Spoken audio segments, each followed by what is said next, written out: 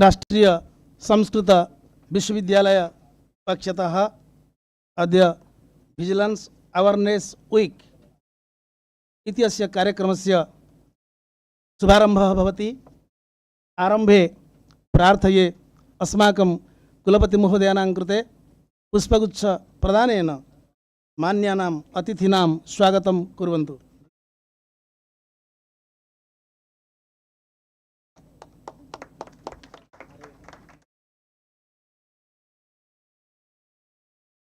I request our registrar sir, please felicitate our vice chancellor sir with a bouquet.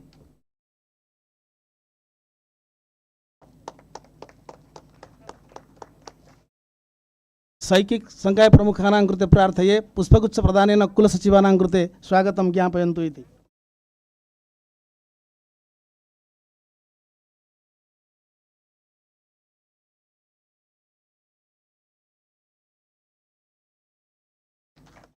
मम परमं सौभाग्यं भवति पुष्पगुच्छ प्रदानेन शैक्षिक संख्या प्रमुखानां कृते स्वागतं विज्ञापयामि। एवमेव कार्यक्रमेस्मिन् सतर्कता सचेतनाधिकारिणः अधिकारिणाम् आह्वानं कुर्वन्तु पुष्पगुच्छेन। आचार्य सत्यनारायणं कृते।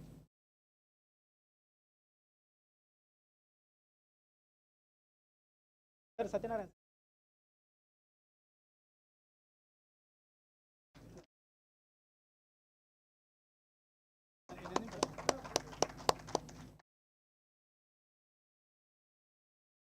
एवमेव अस्य कार्यक्रमस्य कृते एकः संयोजकः वर्तते, द्वौ सह संयोजकौ त्रयाणां कृतेपि अहं स्वागतं विज्ञापयामि। एवं पुष्पगुच्छ प्रदानं तु भविष्यति वेल्लेट्री मध्ये भविष्यति। तत्र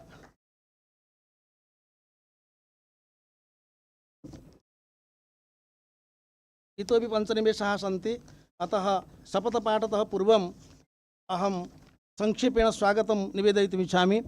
ए very good morning to one and all. स्वागतं। तर्हि कुलपति महोदयानाम् आदेशानुसारं कार्यक्रमस्य शुभारम्भः प्रदीप प्रज्वालनेन भवति। अहं प्रार्थये अतिथयः आगच्छन्तु, प्रदीप प्रज्वालन पूर्वकं कार्यक्रमस्य शुभारम्भं कुर्वन्तु इति।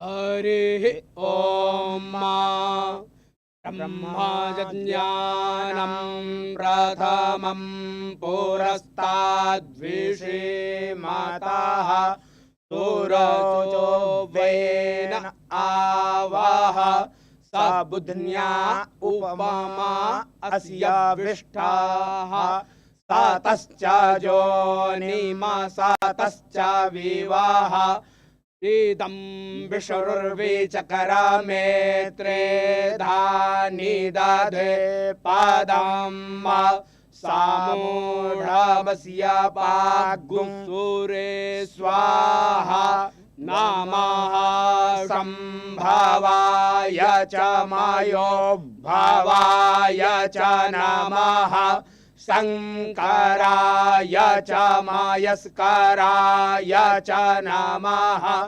शिवाय च शिवतराय च हरिः ओम। इदानीं लौकिकं मंगलाचरणं सुश्रीप्रियं वदा शोधछत्र।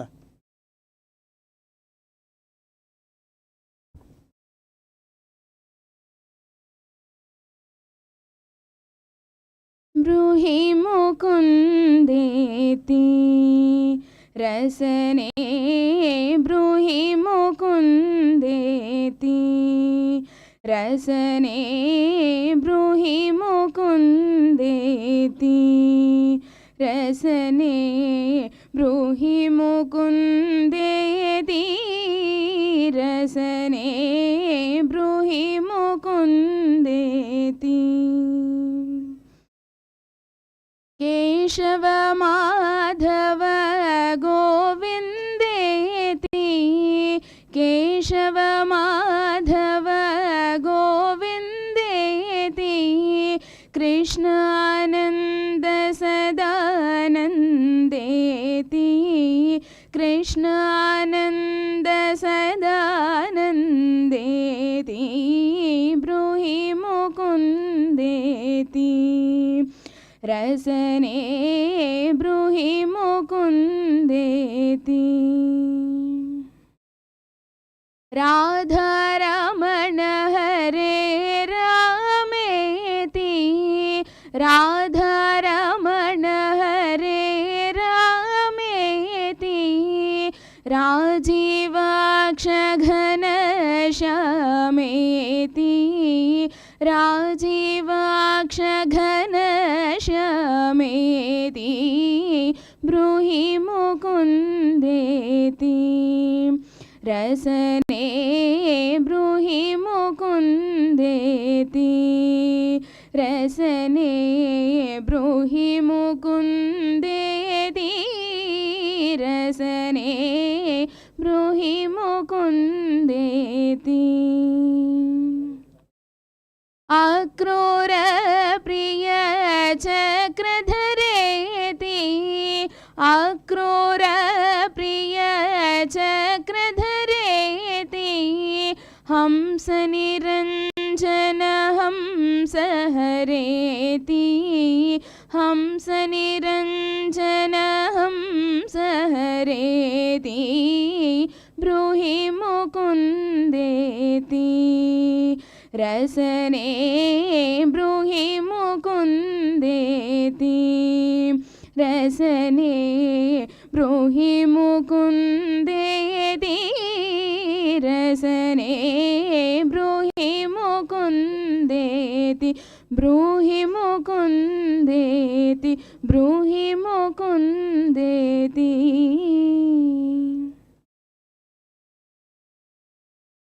धन्यवादः।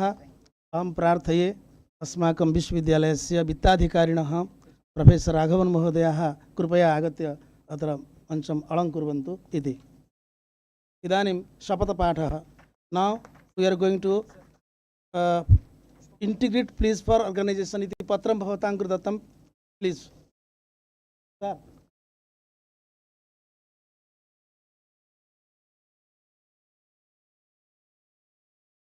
I am reading, please follow me.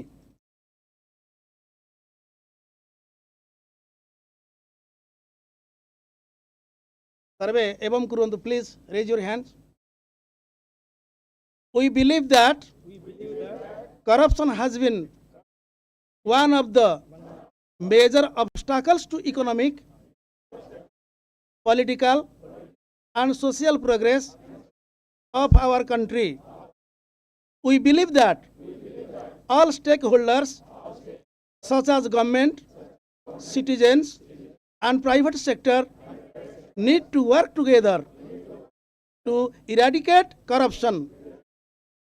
We acknowledge our responsibility to lead by example and the need to put in place safeguards, integrity, frameworks and code of ethics to ensure that we are not part of any corrupt practice and we tackle instances of corruption with utmost strictness.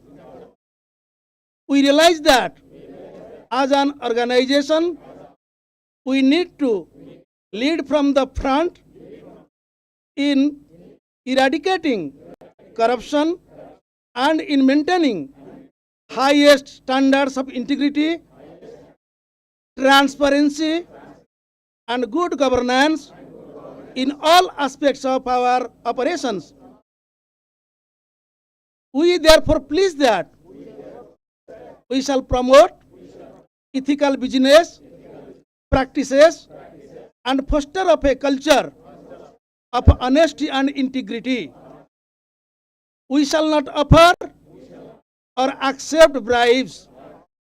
We commit to good corporate governance based on transparency, accountability, and fairness.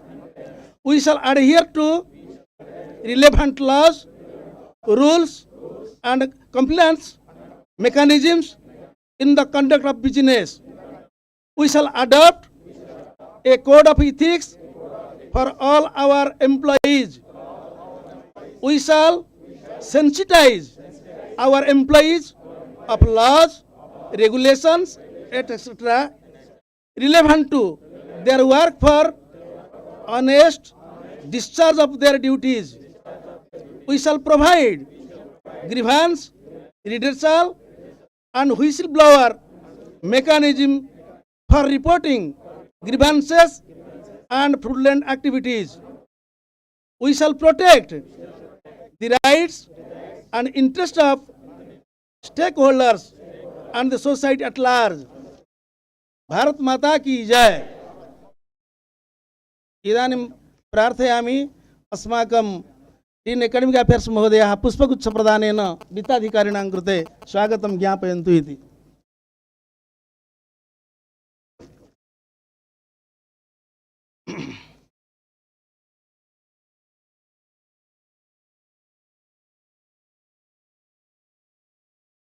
A very good morning to one and all.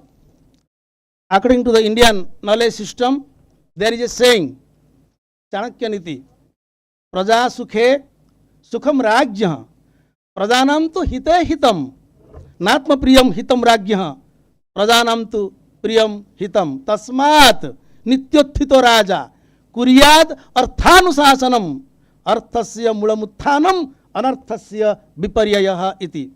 Thus, we must begin a righteous fight and dedicate a righteous society to the present and upcoming generations by securing them a corruption-free future.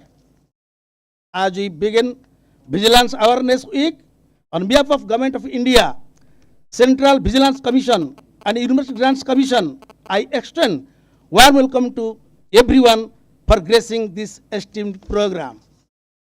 We have the august presence of Mahopadhyaya, Mahakavi, Acharya, Gullapalli Sri Ramakrishna Murthy Sir, Honorable Vice Chancellor, National Sanskrit University, who will act as the President of today's inaugural session.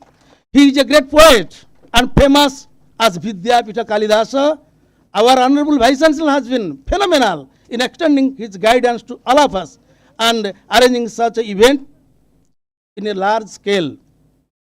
We feel blessed to welcome the chief guest of today's program. He is coming, he is on the way. Sri U. Durga Prasad Rao, Honorable Justice, High Court of Andhra Pradesh.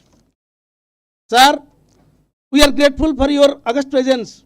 Sir is coming and our Charukes additional coordinator is with Sir. And in this stage, I am also welcoming our chief guest. I would like to welcome Professor V. Hemalata Devi, Professor and Dean, retired, PG Department of Law, Sri N.S.U University, Tirupati. You all know about our guest of honor, Dr. B. Hemalata Devi. Her date of birth, 18th August 1950. She was a professor of Faculty of Law, IFH, Hyderabad. Formerly Professor, Head of the Department, Chairperson, Board of Studies in Law, Dean Faculty of Law, PG Department of Law, S.P. University. Dean Faculty of Law, ICFAI, Foundation Prior Education, Hyderabad. Dean Coordination, Law Programs, ICFAI Universities. Her qualifications, BSc, BL, MA Sociology, ML, PhD in 1993. Specialization major, Constitutional Law and International Law. Additional qualification, Research Methodology, Human Rights and Environmental Law, Women and Law. Total teaching experiences 43 years.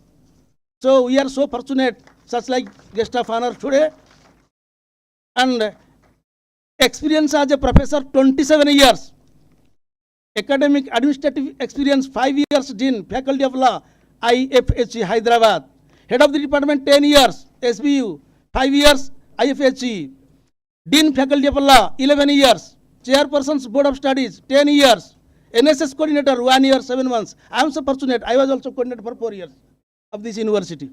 University of level academic positions like members academic senate, member standing committee of academic senate, member university research committee, member curriculum designing committees. Research publications 60, international and national. Published 1 textbook on women and law, an Indian perspective by Lambert Academic Publishing, Germany in 2010. Project completed 1 UGC major project, 1 UN Center of Human Settlements, broad areas of research, constitutional law, human rights, environmental law, women and law, cyber laws, alternative dispute resolution systems, etc. Conferences, seminars, workshops, participated and presented paper, keynote address, international 6, national, regional 58, total 64. Organized 16 seminars, PhD degree awarded 12 SV University, 4 Usmania University, total 16. Reputed membership, UGC Panel of Law, ILI elected Deans Governing Council, NAC Peer Committee, NAC Steering Committee, Academic Senate SV University Tirupati, ISCIST Singapore, member. एवं countries visited, Ghana, Colombo, Singapore, Poland, Sweden. Awards, Best Teacher Award by the Government of Andhra Pradesh during 2008. Meritorious Teacher Award by SV University 2000. Key skills, innovative teaching using modern technology, curriculum designing for the program under CBCS and field research. So we are so fortunate today we have the guest of honor. अहमपि अस्माकं विश्वविद्यालयस्य शैक्षिक संकाय प्रमुखानां कृते स्वागतं विज्ञापयामि। एते TV Raghavacharya महोदयाः अस्माकं विश्वविद्यालयस्य प्रसिद्धाः ग्रन्थलेखकाः ग्रन्थसम्पादकाः भवन्ति। एवमेव अस्माकं वित्त अधिकारिणः फाइनान्स ऑफिसर महोदयाः सन्ति। प्रोफेसर राघवाचार्य महोदयाः विशिष्ट द्वैत वेदांत दर्शने भारतीय दर्शनशास्त्रे कृतभूरि परिश्रमः। अहमपि तेषां स्वागतं करोमि। विशिष्य I welcome to our registrar sir, who is always guiding us to arrange such a program. I think this program is for first time in your Vidyapita history. With the blessings of our Honorable Vice Chancellor sir and registrar sir, finance officer sir, and total the officers unity. Now we are able to conducting this program. I welcome you one and all. भवतां सर्वेषां कृते पुनरेकवारं स्वागतं विज्ञापयामि। अयम् उद्घाटन कार्यक्रमः अग्रे चलतु। अतः अस्मिन् अवसरे अस्माकं विश्वविद्यालये अस्य कार्यक्रमस्य सफलता निमित्तं our coordinator doctor A Shekhar Reddy, additional coordinator doctor A Charukesh एवं डॉक्टर तपन कुमार गड़ाई त्रयाणां कृते स्वागतं करोमि। एते त्रयः अवकाश दिनेषु गृहम् अगत्वा गत्वा वा पुनरागत्य अत्र कार्यं कृतवन्तः। अतः तेषां त्रयाणां कृते स्वागतं विज्ञापयामि। ये च छात्राः अत्र अन्तराले कार्यं कृतवन्तः। यद्यपि कुलपतिनां निर्देशः परीक्षा समयः, we should not disturb our students, let them study. So those students who are helping us, I welcome them. अहं तेषां स्वागतं करोमि। ये च छात्राः अत्र सहयोगं कुर्वन्ति। एवं च अस्माकं विश्वविद्यालयस्य तत्र भवन्ति सर्वे संकायाध्यक्षाः, 4 डीन्स। सर्वेषां कृते अस्माभिः प्रार्थना कृता, सर्वेपि आगताः। तेषाम् आचरणं कृतेपि प्रणतिपुरस्सरं स्वागतं विज्ञापयामि। एवमेव डायरेक्टर्स, ये डायरेक्टर्स अत्र उपस्थिताः सन्ति। संस्कृत संभाषण केन्द्रं विकास केन्द्रस्य निर्देशकाः अत्र सन्ति, दूरशिक्षा निर्देशकाः अत्र सन्ति, एवं शास्त्र परिरक्षण निर्देशकाः अपि प्रार्थिताः, उत्कलपीठ निर्देशकाः अपि प्रार्थिताः। ये सन्तिनिदेशकः सर्वेषां कृतेपि स्वागतं विज्ञापयामि। ये च मम सहकर्मिणः, ये च नॉन टीचिंग स्टाफ मेंबर्स, सर्वेषां कृते स्वागतं करोमि। भवतां सर्वेषां सहयोगेन अयम् ऐतिहासिकः कार्यक्रमः सफलतां हेतु एवं च I welcome all the representatives of print media and electronic media, तत्र गणमाध्यमस्य ये प्रतिनिधयः सन्ति तेषां कृतेपि स्वागतं करोमि। अस्माकं विश्वविद्यालये यावन्त विभागाः सन्ति सर्वेषां विभागानाम् अधिकारिणां कृतेपि स्वागतं करोमि। स्वागतं पुनः पुनः। एकस्य विशिष्टस्य भारतवर्षस्य वयं परिकल्पनां कुर्मः यत्र भ्रष्टाचारमुक्तं भारतवर्षं भवेत्। भ्रष्टाचारमुक्तस्य भारतवर्षस्य प्रतिष्ठायै अद्यतन सङ्कल्पः भवतु इति पुनरपि सर्वेषां कृते स्वागतं विनिवेद्य विरमामि विस्तरात्। जयतु भारतं, जयतु संस्कृतम्। कार्यक्रमस्य अस्य सतर्कता सचेतना अधिकारिणः ये भवन्ति अस्माकम् आचार्याः सत्यनारायण आचार्यमहोदयानां कृते विभागपक्षतः हार्दान् धन्यवादान् वितनोमि। तेपि आसनम् अलङ्कुर्वन्तु इति प्रार्थयामि। समस्तजननीं वन्दे चैतन्यस्तन्यदायिनीं श्रेयसीं श्रीनिवासस्य करुणामिवरूपिणीं। राष्ट्रीयसंस्कृतविश्वविद्यालयेन सतर्कता सचेतना सप्ताहः इत्यस्मिन् कार्यक्रमे समागतानाम् अतिथीनाम् एवम् अध्यापकानाम् एवम् अन्ये ये भवन्ति अस्माकं ये पृष्ठभागे ये सैनिकाः सन्ति एवं तत्र छात्राः विद्यावारिधिछात्राः एवं शिक्षाचार्यछात्राः तेभ्यः सर्वेभ्यः पुनरेकवारं हार्दान् स्वागतं करोमि। कार्यक्रमेऽस्मिन् अहम् अनुरुन्धे अस्मानुद्दिश्य कार्यक्रम सतर्कता सचेतना सप्ताह उद्दिश्य किञ्चित् उद्बोधयन्तु इति अहं प्रार्थयामि। अस्माकमेव आचार्याः एवं विशिष्टाद्वैते कृतभूरिपरिश्रमाः एवं ला इत्यस्मिन् तेषां बहु नाम कृतभूरिपरिश्रमाः सन्ति। अस्माकं विश्वविद्यालयस्य विद्याधिकारिणः राघवन् महोदयान् अहम् अनुरुन्धे स्वीय भाषणेन अस्मान् उद्बोधयन्तु इति। सर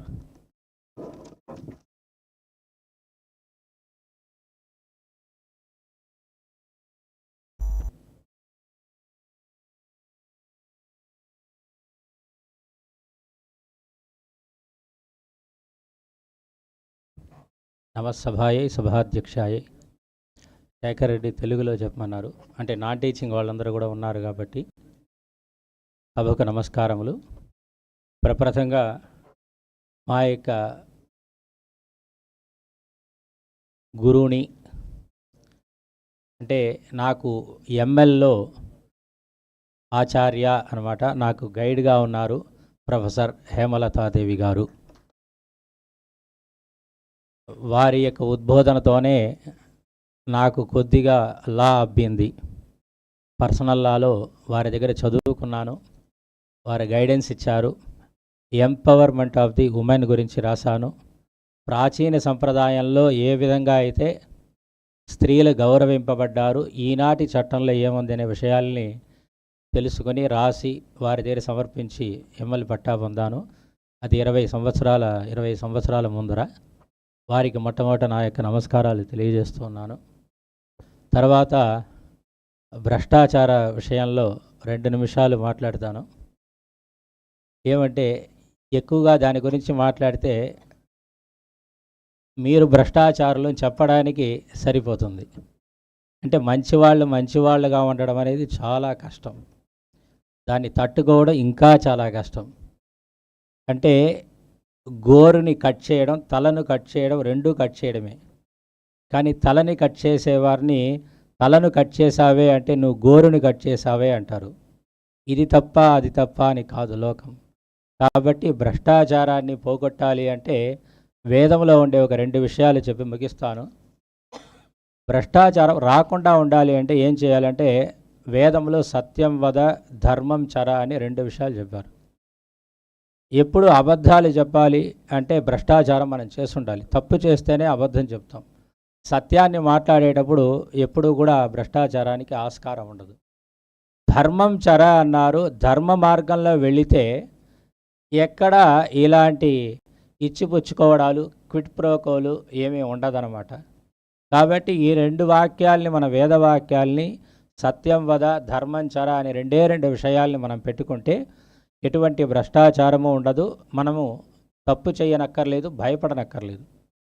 మరొకటి ముఖ్యంగా ఈ భ్రష్టాచారానికి కారణం ఏమొస్తుంది అంటే అలసత్వం కూడా ఒక కారణం. లౌకికంగా మనం ఈరోజు ఈ పని చెయ్యము, చదవము, కానీ పరీక్షలో మాత్రం పాస్ కావాలనుకుంటాం. అప్పుడేమవుతుందంటే ఒకరిని చూడడము, నాకు పాస్ చేస్తామని చెప్పడం, ఇలాంటి భ్రష్టాచారాలకు కారణం ఏమంటే మన అలసత్వం. ఆ భ్రష్టాచారంలో ఆయుర్వేదంలో ఒకటి ఉంది, శరీర భ్రష్టాచారం అని ఒకటి ఉంది. ఏమంటే తెల్లవారి ఉషకాలంలో మనం నిద్రలేసి అస్తమన సమయాల్లో మనం పడుకుంటే శరీరంలో ఏమీ కాదు. ఎప్పుడైతే మనం తెల్లవారి లేయకుండా ఆ సూర్యోదయం తర్వాత మనం లేచి అర్ధరాత్రి, అంటే జంతువులు కూడా బాగానే ఉంటుందండి, కరెక్ట్గా సాయం పడుకుంటుంది. మానవులు మాత్రం ప్రకృతికి విపరీతంగా రాత్రంతా మేల్కుంటారు. కాబట్టి మన శరీరంలో ఏమవుతుందంటే భ్రష్టాచారం ఏర్పడుతుంది. అదేం భ్రష్టాచారం అంటే మనకు అనారోగ్యం వస్తుంది, అయినా ఎట్లయినా తగ్గిపోవాలి అని డాక్టర్ దగ్గర వెళ్ళడము, దాన్ని సరి చేసుకోవడం ప్రయత్నం చేయడం, అంటే తప్పు కాకుండా ఉండదాన్ని తప్పు చేయడమే ఈ భ్రష్టాచారం అన్నమాట. ఈనాడు భారతదేశం బాగానే ఉంది, భ్రష్టాచారం కాదు. అందరూ మంచివాళ్ళు చాలామంది ఉన్నారు కాబట్టి ఈరోజు భారతదేశం బాగుందండి. మిగతా ప్రపంచంలో కంటే భారతదేశం చాలా గొప్పది, దాని గురించి ఆలోచిస్తుంది. మన వైదిక సంప్రదాయం అనేది చాలా గొప్పది. రేపు మనం విశ్వగురువుగా అవ్వబోతున్నాం కాబట్టి మనము మన దాన్ని తక్కువ చేసుకొని మన వాళ్ళు చెడ్డవాళ్ళు చెప్పొద్దండి. మనలో ఉండే మానవత్వం ఇప్పుడు కూడా మనం చూస్తూ ఉన్నాం. ఆ గాజా కానీ, పాలస్తీనా కానీ, ఇజ్రాయెల్లో కూడా. కానీ ఇక్కడ వచ్చి అదంతా ఏమీ లేకుండా ప్రశాంతంగా ఉన్నామంటే మన వాళ్ళు ఎవరు భ్రష్టాచారులు కాదు, అందరూ శిష్టాచారులైన విషయాన్ని తెలియజేస్తూ ఈ అవకాశం ఇచ్చినందరికీ ధన్యవాదాలు తెలుపుకుంటూ విరమించుకుంటున్నాను. ఓం నమో వెంకటేశాయ.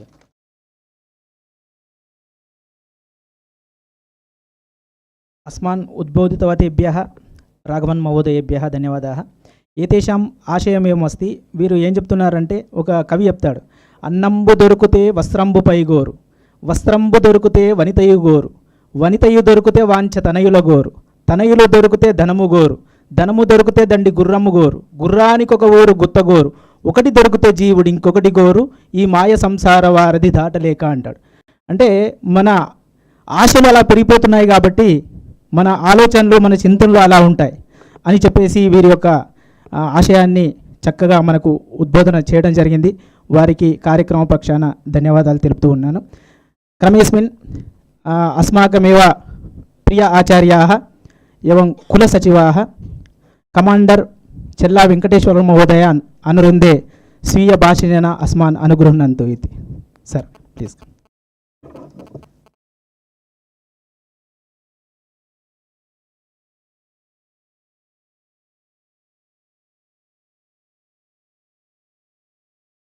అందరికీ నమస్కారం. Honorable Vice Chancellor Professor Gollapalli Sri Ramakrishnamurthy garu, today's chief guest Sri U. Durga Prasad Rao garu, Honorable Justice of AP High Court, who is going to join us shortly as I understand. Today's guest of honor Professor V. Hemalata Devi garu, alage Professor T.V. Raghavacharya garu, Dean Academic Affairs, and all the guests today who are present here. Today onwards we are observing Vigilance Awareness Week, starting from today for a period of 1 week. So the theme of this particular year's Vigilance Week is say no to corruption, commit to the country.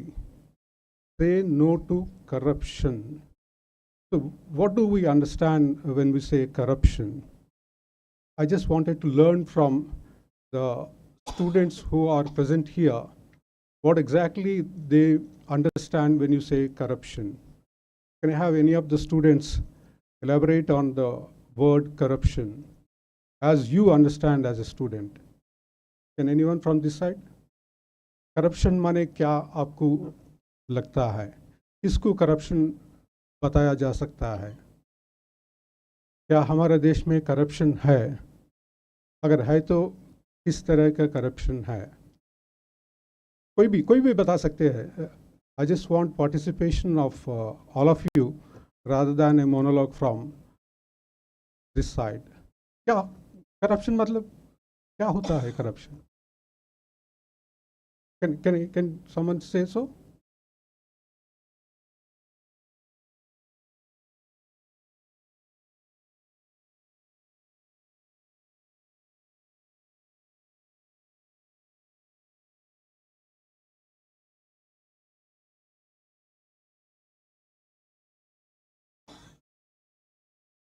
Sir, sorry, let me try.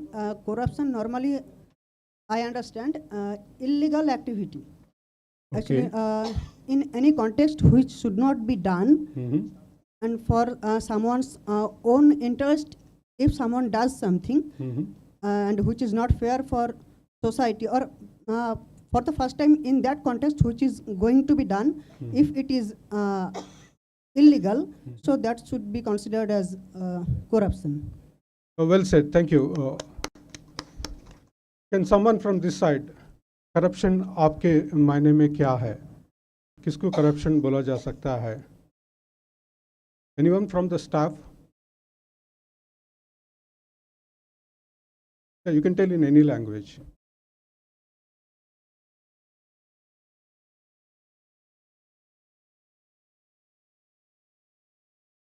దేని ద్వారా అయితే సమాజానికి నష్టం కలుగుతుందో అదే corruption. అంటే అది చేస్తున్నప్పుడు బాగానే ఉంటుంది కానీ క్రమేపీ దాని వల్ల వచ్చే ఫలితం ఏదైతే ఉందో అది సమాజానికి నష్టం కూరుస్తుంది. అది corruption. Very good. Thank you. Anyone from the staff?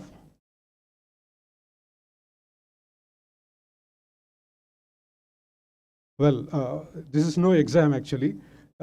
Corruption is something all of us understand very clearly. And when it happens at the country level, definitely it has impact on the lives of the citizen of the country. It's not that India alone, Bharat alone has corruption. Probably it would be difficult to count any country which is not plagued by corruption as such. It may be that the levels of corruption may vary from country to country, but it's been there all across.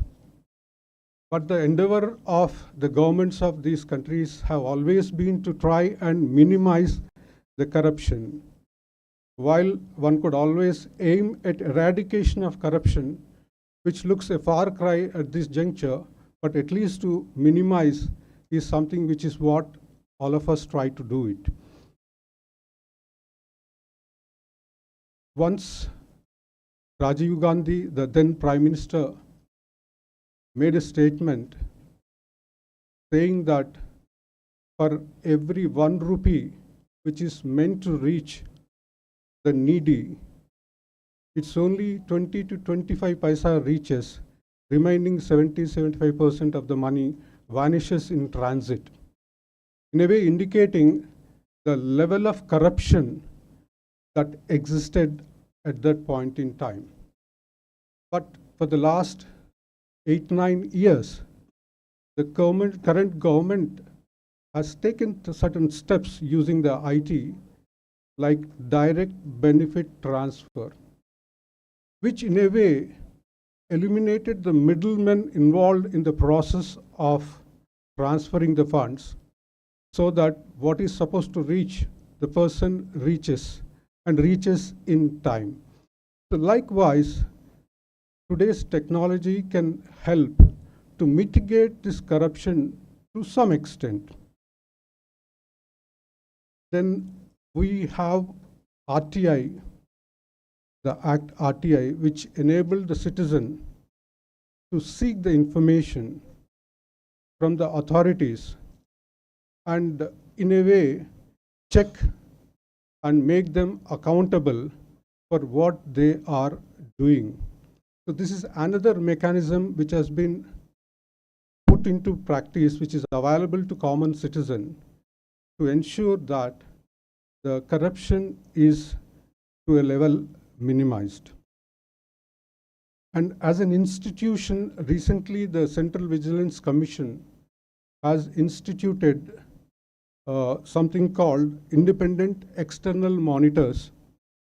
In a way, they are very senior retired officers of government and public sector who are attached to the organization, who would periodically review the purchases made by the institution and then come out with their comments and recommendations.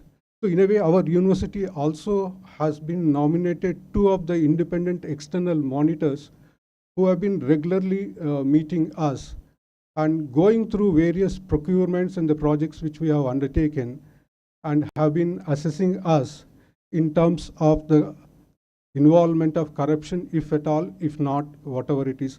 So those kinds of reports are also coming up. So in a way, what I'm trying to say is there are various ways and means in which the corruption could be addressed in the country, in the organizations. But each individual also has a responsibility to be aware of this malice in the society and see what, as an individual, he can contribute in mitigating this issue.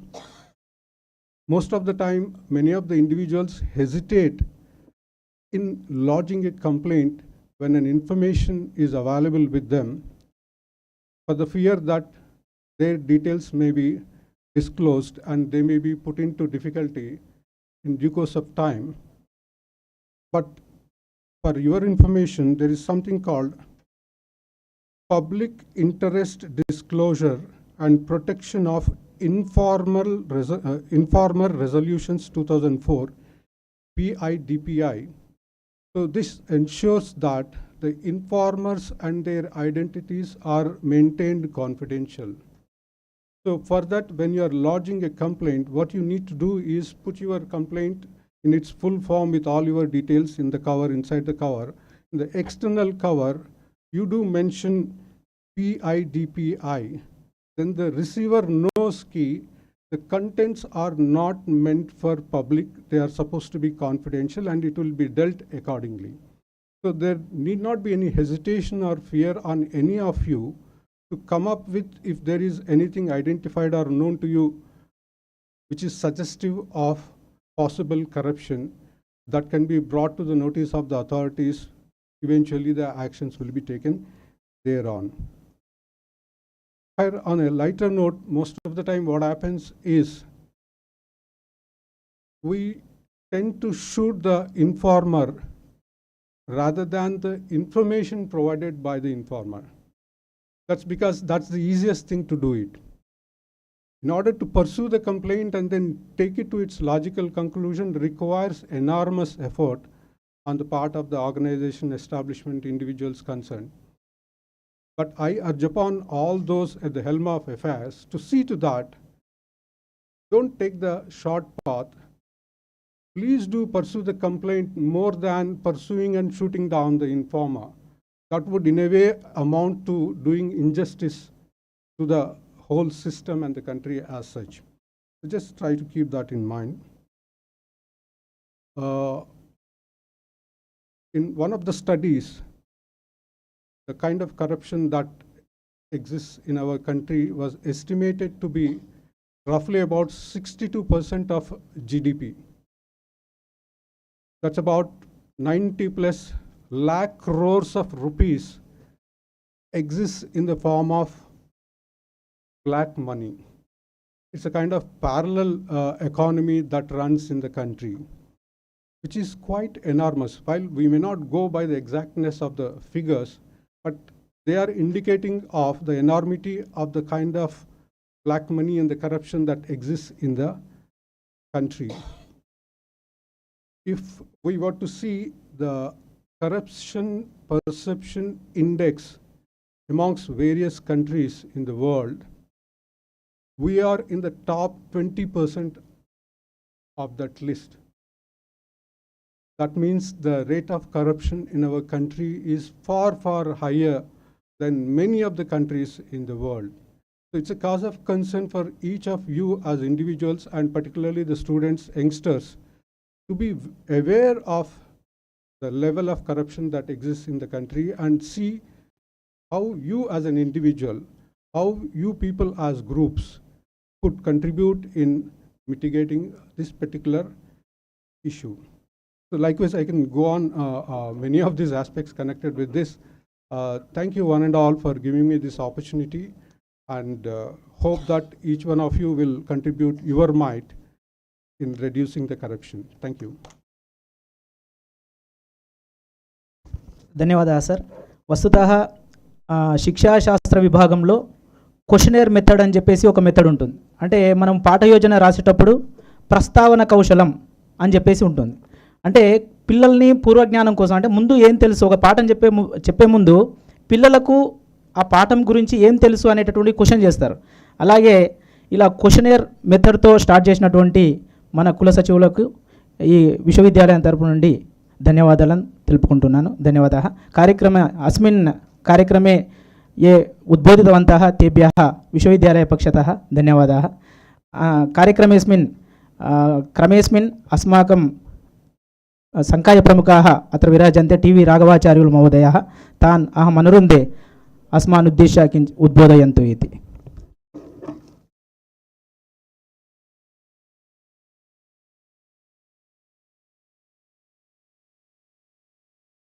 नमः सभायै सभापतिभ्यश्च प्रियसुहृदः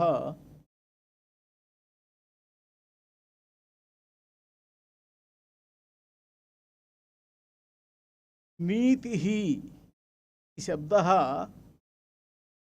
कदा उत्पन्नः इति जानन्ति वा?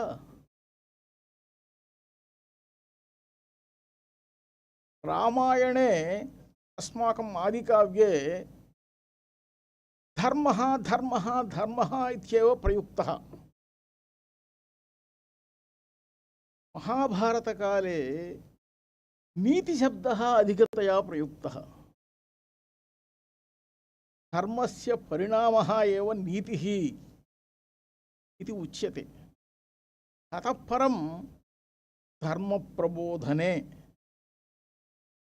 मानव समाजस्य उद्बोधनार्थं धर्मप्रबोधनाय नीतिप्रबोधनाय च प्रत्येकतया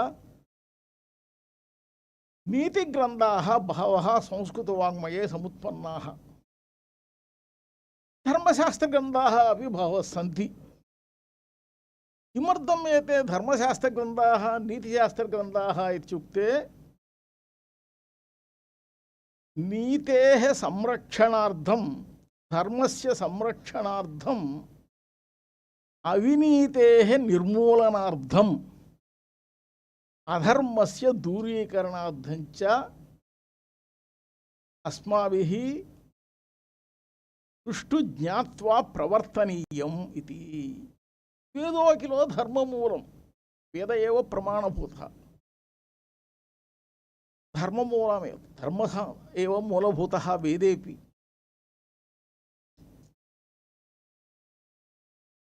अस्माकं राघवन् महोदयैः उक्तं सत्यं वद धर्मं चर इति. सत्यं वद इत्युक्ते सत्यं नाम किम् इति ज्ञातव्यं खलु. सत्यं नाम किम्? सतः भावः सत्यं. सत् नाम किम्? आसीत्, अस्ति, भविष्यति च.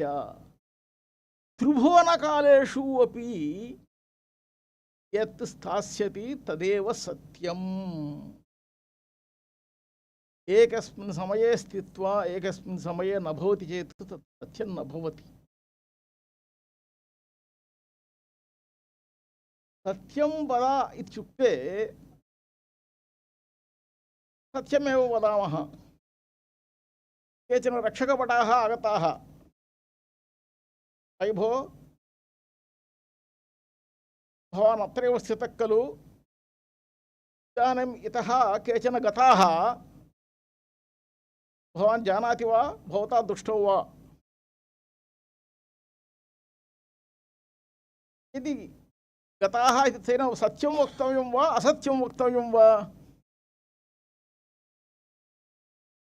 सत्यं उक्तं चेत् अवश्यम् एते गत्वा तान् स्वीकृत्य शिक्षन्ति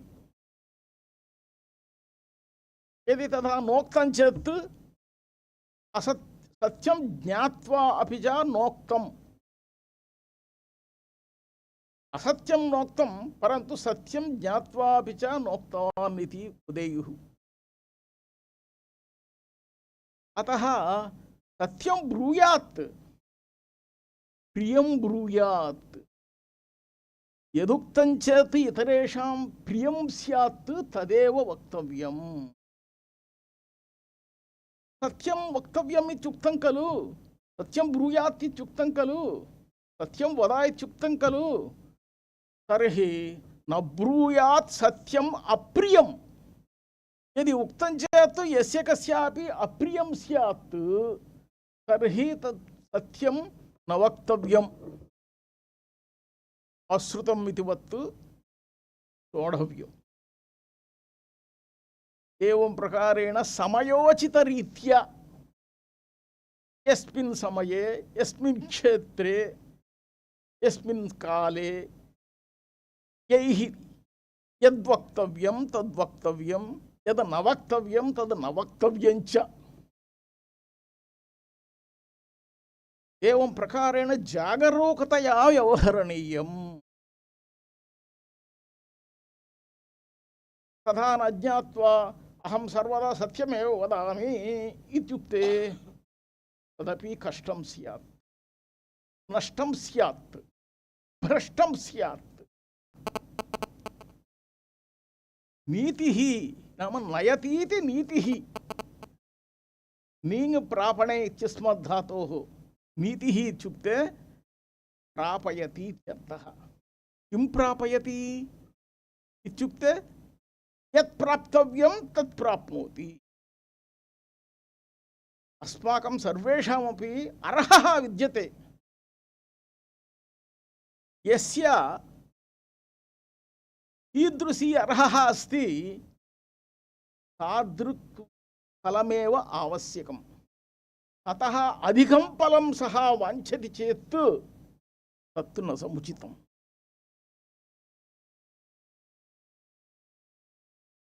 कर्मणः फलं यदि कर्म आचरितश्चेत् कर्म आचरितं चेत् तस्य कर्मणः फलमेव प्राप्यते कर्म न करिष्यामि कर्म मया कृतमित्वत् एवं प्रकारेण भासामि तस्मात् कारणात् कर्मफलं मया प्राप्तव्यम् अनायासेन सर्वं प्राप्तव्यम् इति धिया ये सन्ति तेषां निरोधनं करणीयम् एव उच्यते भ्रष्टाचार का विरोध निरोध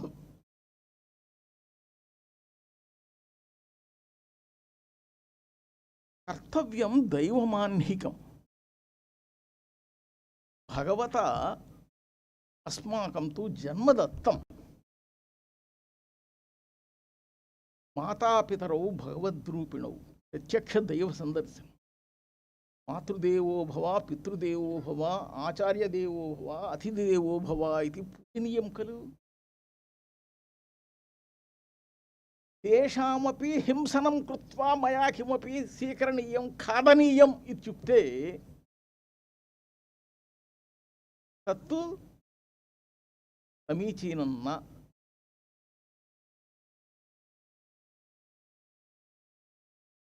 परोपकार पुण्याय पापाय परपीडनम् इति 18 पुराणसारम् इत्युक्तं खलु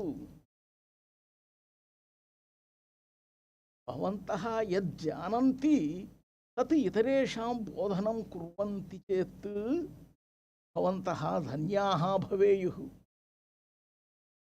भवद्भिरेव न ज्ञातं चेत् कथं వదేయుః కిం వదేయుః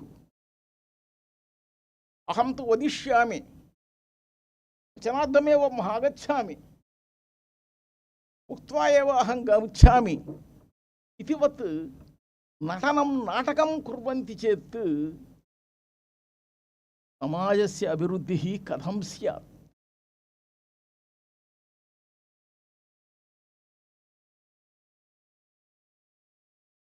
ప్రాతః ఏవ మయా శృతం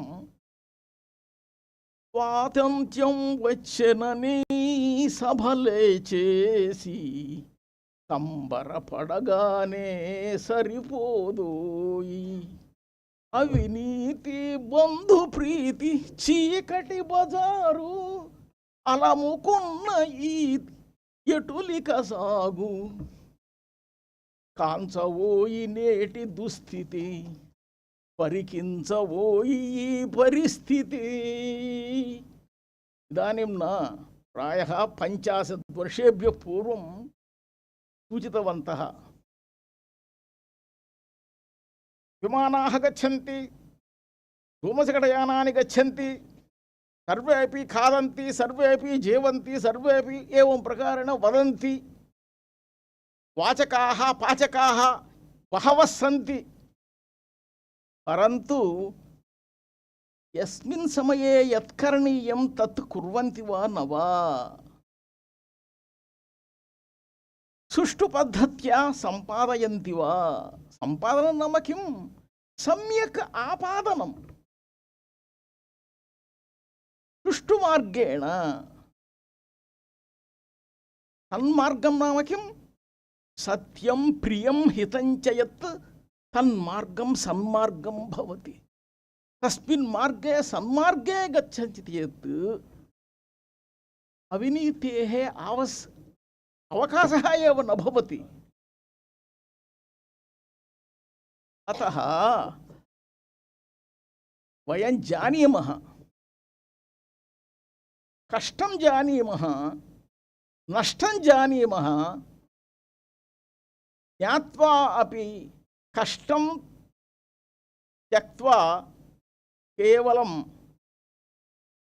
उदासीनेनैव प्राप्तव्यम् इति धिया स्थिताश्चेत् अवश्यं भ्रष्टाः भवेयुः इत्यत्र नास्ति सन्देहः. कृषितो नास्ति दुर्भिक्षम्. కష్టపట్టమంటే ఇష్టపట్టం, కష్టపట్టమంటే నష్టపట్టం కాదు. కష్టే ఫలి. శారీరకంగా కష్టపడాలి, మానసికంగా కష్టపడాలి, వాచకంగా కష్టపడాలి, కాయికంగా కష్టపడాలి. ఎప్పుడు చూసినా ఎంత పడితేనే శ్రమయేవ జయతే. శ్రమ అనేది ఉంటేనే జయం అనేటువంటిది సిద్ధిస్తుంది. శ్రమ పడటానికి ఇష్టపడకుండా విశ్రమించటమే ధ్యేయంగా పెట్టుకుంటే అప్పుడు అవినీతి అనేది ఆవరించేస్తుంది. అందులో సందేహం లేదు. భగవంతుడు మనకి ఇచ్చినటువంటి అవయవాలను, శరీరాన్ని, మనస్సును, వాక్కును, బుద్ధిని అన్నిటినీ సదాచరణలో సదా ఆచరణ ఎల్లప్పుడూ కూడా, సదాచరణ అర్థం ఏంటి? ఎల్లప్పుడూ కూడాను ఆచరించాలి. అలా ఆచరించినట్లయితే ఆ ఆచరించడమే మనకు ఆచారంగా ఉన్నది. ఆచారము అంటే అర్థం తెలుసా అండి? ఔచరతీతి ఆచార. ఔ అంటే అర్థం ఏంటి తెలుసా? అకారో విష్ణువాచక, ఆకారో లక్ష్మీవాచక. ఎక్కడైతే ఆచారం పాటింపబడుతుందో అక్కడ లక్ష్మీనారాయణులు సంచరిస్తూ ఉంటారు. మనం ఆ ఆచార సంపన్నులం కనుక మనకందరికీ అటువంటి లక్ష్మీనారాయణులు సంచరించేటువంటి క్షేత్రం ఇది అని మనం గుర్తు చేసుకున్న వాళ్ళని చెప్పి విరమిస్తున్నాను. ధన్యవాదాः సర్. ఏతేషాం ఆశయः एवमस्ति. అనిత్యాని శరీరాని విభవో నైవ శాశ్వతः. धर्मः एक एव नित्यमिति तत्र लिखितमस्ति। अनित्यानि शरीराणि विभो नैव शाश्वतः इति यदस्ति सुभाषितं, तस्य सुभाषितस्य सारम् एते उक्तवन्तः। एतेभ्यः कार्यक्रमपक्षतः हार्दान् धन्यवादान् वितनोमि। अनन्तरं क्रमेऽस्मिन् अस्माकं सम्मानातिथयः ये समागताः सन्ति तासां भाषणं वयं शृणुमः। ताः भवन्ति आचार्या हेमलता महाभागाः। तान् अनुरुन्धे स्वीय భాషణేన अस्मान् అనుగృహ్ణन्तు ఇది. మేడం ఒకసారి వచ్చేసి మీ యొక్క భాషణాన్ని ఇవ్వాల్సిందిగా మేము కోరుకుంటున్నాం మేడం.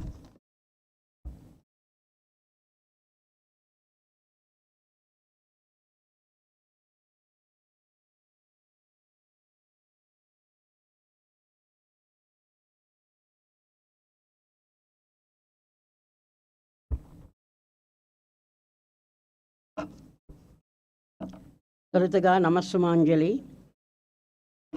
వేదికను అలంకరించిన పెద్దలు, గౌరవనీయులు, శ్రీ వెంకటేశ్వర స్వామి పాదాల చెంత నిలయమై ఉన్నటువంటి ఈ జాతీయ సంస్కృత విశ్వవిద్యాలయ యొక్క ఉపకులపతి ఆచార్య జిఎస్ఆర్ కృష్ణమూర్తి గారు, తర్వాత మనకి వాళ్ళ ముఖ్య అతిథిగా వస్తున్నటువంటి దుర్గా ప్రసాద్ గారు, శ్రీ యు దుర్గా ప్రసాద్ గారు, honourable justice of AP high court, అలాగే శ్రీ ఆచార్య టివి రాఘవాచార్యులు గారు, ప్రొఫెసర్ సత్యనారాయణాచార్య గారు, చల్లా వెంకటేశ్వర్ గారు రిజిస్ట్రార్ గారు, అలాగే శేఖర్ రెడ్డి గారు కోఆర్డినేటర్, చరికేష్ గారు అడిషనల్ కోఆర్డినేటర్, తపన్ కుమార్ గారు అడిషనల్ కోఆర్డినేటర్. సో ఎవరినైనా నేను ఒకవేళ మర్చిపోయి ఉంటే క్షమించండి. అలాగే ఇచ్చట ఆసీనులైనటువంటి పెద్దలు, గౌరవనీయులు, ఆచార్యేతర బోధనేతర సిబ్బంది, విద్యార్థులు, అలాగే press and print media, electronic and print media అందరికీ, ఆశీలైనటువంటి అందరికీను అతిథులు ఉండవచ్చు, అందరికీ నా నమస్సుమాంజలి. ముఖ్యంగా నా ముందు మాట్లాడినటువంటి శ్రోతలందరూ, తర్వాత ఇంకొకటి మర్చిపోయాను, రాఘవన్ గారు. సో ఆయన గుర్తుపెట్టుకొని ఎన్నో సంవత్సరాల తర్వాత మా దగ్గర లా చేసింది గుర్తుపెట్టుకొని ఇప్పుడు దాని గురించి ప్రస్తావించడం నిజంగా నాకు చాలా సంతోషం వేసిందండి. Thank you so much. So అందరికీ మరోసారి నమస్సుమాంజలి. ఇప్పుడు ఈ అంటే ముఖ్యంగా నేను 2 రకాలుగా విభజిస్తున్నాను ఈ యొక్క విజిలెన్స్. అంటే ఒకటి ఏమిటంటే ఇప్పుడు మన యొక్క జాతీయ మ్యాండేట్ అయినటువంటి ఈ సంవత్సరం థీమ్, ముఖ్య ఉద్దేశం వచ్చేసి say no to corruption, commit to the nation. అంటే కరప్షన్ నా ముందు చెప్పిన వారు మా అందరు చాలా బాగా చెప్పారు. రిజిస్ట్రార్ గారు అయితే ఆయన ప్రొసీజర్స్ కూడా చెప్పారు, ఏ విధంగా దాన్ని కంప్లైంట్ చేయొచ్చు, లేకపోతే ఏ విధంగా నోటీస్కి తీసుకురావాలి, ఇవన్నీ కూడా చెప్పారు. నేను తెలుగులో మాట్లాడుతూ అక్కడక్కడ ఇంగ్లీష్ వాడతాను, ఏమనుకోవద్దు. అలాగే సంస్కృతం అయితే నేను అంటే పూర్తిగా నాకు తెలియదు. నిజంగా మిమ్మల్ని అందరినీ చూస్తుంటే ఒక విధంగా కుళ్ళుగా ఉంది నాకు. ఎందుకంటే ఇంత మంచి భారతీయ సాంప్రదాయాలను పరిరక్షాలంటే భాష కూడా చాలా అవసరం. ముఖ్యంగా సంస్కృత భాష చాలా వరకు నాకు తెలిసినంత వరకు భారతీయ సంస్కృతిని, సాంప్రదాయాలని పరిరక్షిస్తుందనేది నా ఉద్దేశం. సో అటువంటి భాషను నేను నేర్చుకోలేకపోయినందుకు నిజంగానే బాధపడుతున్నాను. ఆ రోజుల్లో ఇక్కడ వెంకటేశ్వర యూనివర్సిటీలో ఉండేటప్పుడు ఇట్లాగే సాంస్క్రిట్ విద్యాపీఠ మీదుగా పోతుండేవాళ్ళం. కానీ లోపల ఏం జరుగుతుంది, ఎటువంటి కోర్సులు ఉన్నాయి, దీనికి ఎంత ప్రాసెస్తో ఉంది, ఇది ఎంత గొప్పది అనేది ఆ రోజుల్లో తెలుసుకోలేకపోయాం. అజ్ఞానం కావచ్చు, లేదా ఇప్పుడు ఇంగ్లీషు చదువు అనేది ఒక విధంగా ఏంటంటే మన జీవన బ్రతికి కూడా అవసరం. ఎందుకంటే చదువుకుంటున్నాము అంటే ఉద్యోగం కూడా అవసరం. ఉద్యోగం అనేది ఏంటి అంటే అది మన లైవ్లీహుడ్. సో అందుకని ఏంటంటే ఇలాంటి గొప్ప వాటి పక్క చూసేందుకు ఆ రోజుల్లో బహుశా మాకు తెలియకపోయి ఉండొచ్చు. కానీ నాకు ఇప్పుడు ఒకటి గుర్తొచ్చింది. అక్కడ కూర్చుని ఇవన్నీ వింటూ ఉంటే చాలా కాలం కిందట నేను వెంకటేశ్వర యూనివర్సిటీలో పనిచేసేటప్పుడు ఈ యొక్క సంస్కృత విద్యాపీఠ వాళ్ళు నన్ను మీకు తెలుసు, ఎందుకంటే కరప్షన్ ఎంతో, అలాగే sexual harassment of women at work place అని అది యూజీసీ మ్యాండేట్ అది. సో అదే అంతేకాకుండా మన అత్యున్నత న్యాయస్థానం సుప్రీంకోర్టు ఒక కేసులో చెప్తుందనమాట, Vishaka versus state of Rajasthan అని, ఏ విధంగా ప్రతి ఒక్క ఇన్స్టిట్యూషను, అది గవర్నమెంట్ కానివ్వండి, ప్రైవేట్ కానివ్వండి, ఏదైనా కానివ్వండి, ప్రతి ఒక్క ఆర్గనైజేషన్లో కూడాను ఒకటి ఇంటర్నల్ కంప్లైంట్స్ కమిటీ అనేది ఉండాలి. ఎందుకంటే ఏవైనా చిన్న చిన్న చెదురుమదురుగా ఏవో జరుగుతాయని కాదు, జరిగినప్పుడు వాటిని గురించి దృష్టికి తీసుకురావడానికి, వాటిని గురించి విచారించడానికి, ఎవరైతే బాధితులు ఉన్నారో వారికి న్యాయం చేకూర్చడానికి, అదేవిధంగా ఎవరైతే దోషులో వాళ్ళని శిక్షించడానికి ఇటువంటి కమిటీలు కంపల్సరీగా వేయాలి అని చెప్పిందనమాట సుప్రీంకోర్టు. కొన్ని చేశాయి, కొన్ని చేయలేదు, అది వేరే విషయం. ఈ సంస్కృత విశ్వవిద్యాలయం సెక్షువల్ హెరాస్మెంట్ కమిటీలో ఆ రోజుల్లో నేను మెంబర్ని. ఇది చెప్పడానికి నేను చాలా గర్విస్తున్నాను. అయితే మీకు ఇంకొకటి కూడా చెప్తాను. సరే, నన్ను వేశారు, ఒక మీటింగు కూడా పిలవలేదు, ఒక మీటింగు కూడా దీని గురించి జరిగిందో లేదో కూడా నాకు తెలియదు. అప్పుడు నేను అడిగాను, ఎవరైతే నాకు ఆ లెటర్ పంపించారో అప్పుడు అడిగా, అంటే మేడం ఇట్లాగా నన్ను ఒక మెంబర్గా వేశారు, ఇంతవరకు నాకైతే ఏదైనా ఒకటి మీటింగ్ జరిగిందా, ఒక కేసు వచ్చిందా, దాని విచారణ ఏమన్నా అవసరమైందా అంటే వాళ్ళు ఒకటే చెప్పారు, మేడం ఒక్క కేసు కూడా రాలేదు. హ్యాట్స్ ఆఫ్ టు ది సంస్కృత విశ్వవిద్యాలయం. అది సంస్కృతిని కాపాడడం అంటే, సాంప్రదాయాలని కాపాడడం అంటే అది. సో ఒక్క కేసు కూడా రాలేదు మేడం, అటువంటిప్పుడు మిమ్మల్ని ఎందుకు పిలవాలి, మీకు ఎందుకు ఇబ్బంది పెట్టాలి అన్నారండి. సో ఇది ఎంత గర్వించదగ్గ విషయమో చూడండి. అంటే ఇది ఒక మచ్చుకి, ఎందుకంటే నాకు అక్కడ కూర్చొని ఆలోచిస్తుంటే ఈ సంస్కృత విద్యాపీఠ నుంచి నాకు ఏదో వచ్చిందే అంటే సడన్గా గుర్తొచ్చిందనమాట. అది ముఖ్యంగా మన రాఘవన్ గారు ఎప్పుడైతే ఆయన ఈ బ్రాడ్ దట్ లింకేజ్, అంటే ఈ సంస్కృత విద్యాపీఠానికిను లాకిను ఆయన ఎల్ఎల్ఎం చేసి వచ్చి ఇక్కడ ఉన్నారంటే నిజంగా hats off to you. So అది అలా జస్ట్ ఒక ఉదాహరణ మాత్రమే మీకు చెప్పేది నేను. ఆ తర్వాత ఇంకొకటి చూడండి, ఇప్పుడు మనం ఉన్నటువంటి ఈ యొక్క హాలు చెలికాని అన్నారావు గారు, అంటే ఒక విధంగా చెప్పాలంటే తిరుమల తిరుపతి దేవస్థానం యొక్క సేవలతో పోలిస్తే అన్నమయ్య తర్వాత అంతటోడేమో. అందుకని ఇంత మంచి, నిజంగా నేను చాలా అదృష్టవంతురాలండి. నేను కళలో కూడా అనుకోలేదు సంస్కృత విద్యాపీఠలో నన్ను ఒక అతిథిగా పిలుస్తారని, ఈ రోజున ఈ సందర్భంగా నన్ను మాట్లాడమంటారని నిజంగా నా కళ్ళలో కూడా రాలేదు. నిజంగా మొదటగా నాకు ఈ అవకాశం ఇచ్చినటువంటి మీ ఉపకులపతి గారు, అదేవిధంగా యాజమాన్యము, అదేవిధంగా ఇక్కడ ఉండేటువంటి సిబ్బంది, అంటే ఎవరికి ఇబ్బంది పెట్టను, వీళ్ళందరికీ కూడాను నా యొక్క తొలుత నా హృదయ నమస్సుమాంజలి. ఎందుకంటే లేకుంటే నాకు ఇంత మంచి అదృష్టం వచ్చిండేది కాదు. ఇకపోతే సబ్జెక్ట్లోకి వస్తే, ఇప్పుడు మీరు ప్లెడ్జ్ చేశారు, అంటే మనం ఒక ప్రామిస్ చేసాం. దాంట్లో ఎవరైనా, అంటే ఇక్కడ రాఘవన్ గారికి తెలుసు అనుకోండి, అలాగే ఎవరైనా లా చదివిన వాళ్ళు ఉంటే మీకు అర్థమవుతుంది. ఇక్కడ ప్రియాంబుల్, భారత రాజ్యాంగంలో ప్రియాంబుల్ గుర్తుంది కదా మనకి, we the people of India. ఎందుకంటే అది కూడా ఒక విధంగా ఒక మ్యాండేట్ అండి. Ignorance of law is no excuse. ప్రతి ఒక్కరికి కూడా, లా చదివిన వాళ్ళకే కాదు అందరికీ కూడా చట్టాలు తెలిసి ఉండాలి. ఎందుకంటే చట్టం తెలిస్తే మీకు 90% విజిలెన్స్, అప్రమత్తత వస్తుంది. ఈ కరప్షన్ అవనండి, ఇంకోటి అవనండి. ఇప్పుడు ఈ సంవత్సరం థీమ్ కరప్షను, ఒక్కొక్క సంవత్సరము ఒక్కొక్క థీమ్ మారుతూ ఉంటుంది మన ప్రభుత్వంలో. సో దేనికైనప్పటికీ కూడా అప్రమత్తంగా ఉండాలి. విజిలెన్స్ అంటే ఏదో కాదు, అప్రమత్తంగా ఉండాలన్నమాట. అంటే జరిగేదానికి ముందే మీకు తెలుసు, ఏదైనా ఒక ప్రమాదం పొంచి ఉంది అంటే జరిగిన తర్వాత కాదు, ఆకులు గాలిన తర్వాత చేతులు పట్టుకునే ప్రయోజనం లేదు. మీరు జరగక ముందే ఏ విధంగా దాన్ని నివారించగలరు, అక్కడే మీ అప్రమత్తత అనేది, మీ విజిలెన్స్ పనిచేస్తుంది. సో అందుకని ఏంటంటే మీరు ముఖ్యంగా, అంటే నేను లా కాబట్టి అలా చెప్తున్నాను అనుకోకండి, చట్టాలు పూర్తిగా తెలిసి ఉండడం అనేది చాలా అవసరం.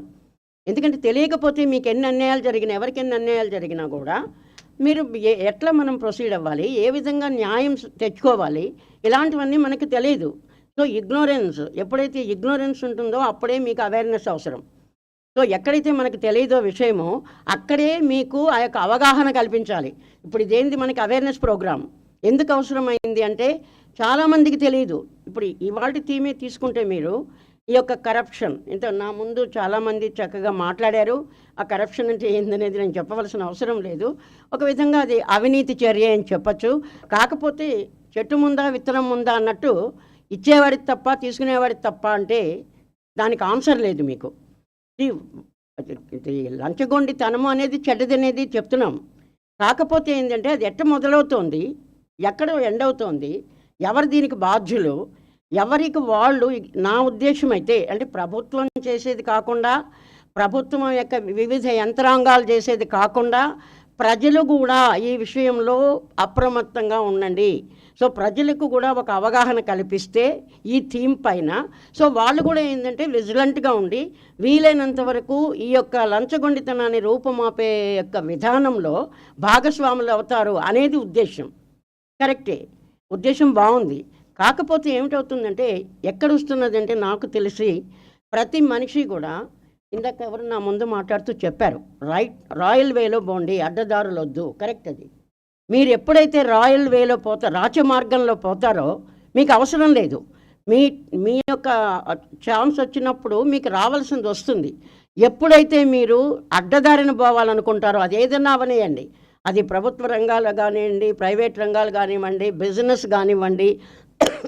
ఎందుకంటే కార్పొరేట్ సెక్టర్ కూడా ఇప్పుడు చాలా వరకు చాలా గొప్ప పాత్రలు పోషిస్తోంది. ఎక్కువ చెప్పాలంటే నాకు తెలిసి 90% ఇప్పుడు కార్పొరేట్ సెక్టర్ అయిపోతుంది. అది విద్యలో కానివ్వండి, వేరే బిజినెస్లో కానివ్వండి, ఏదైనా కానివ్వండి. సో అలాంటప్పుడు మీకు ఈవెన్ ఇప్పుడు విజిల్ బ్లోయర్ కూడా ఒకటి మెన్షన్ చేస్తున్నారు దీనిలో.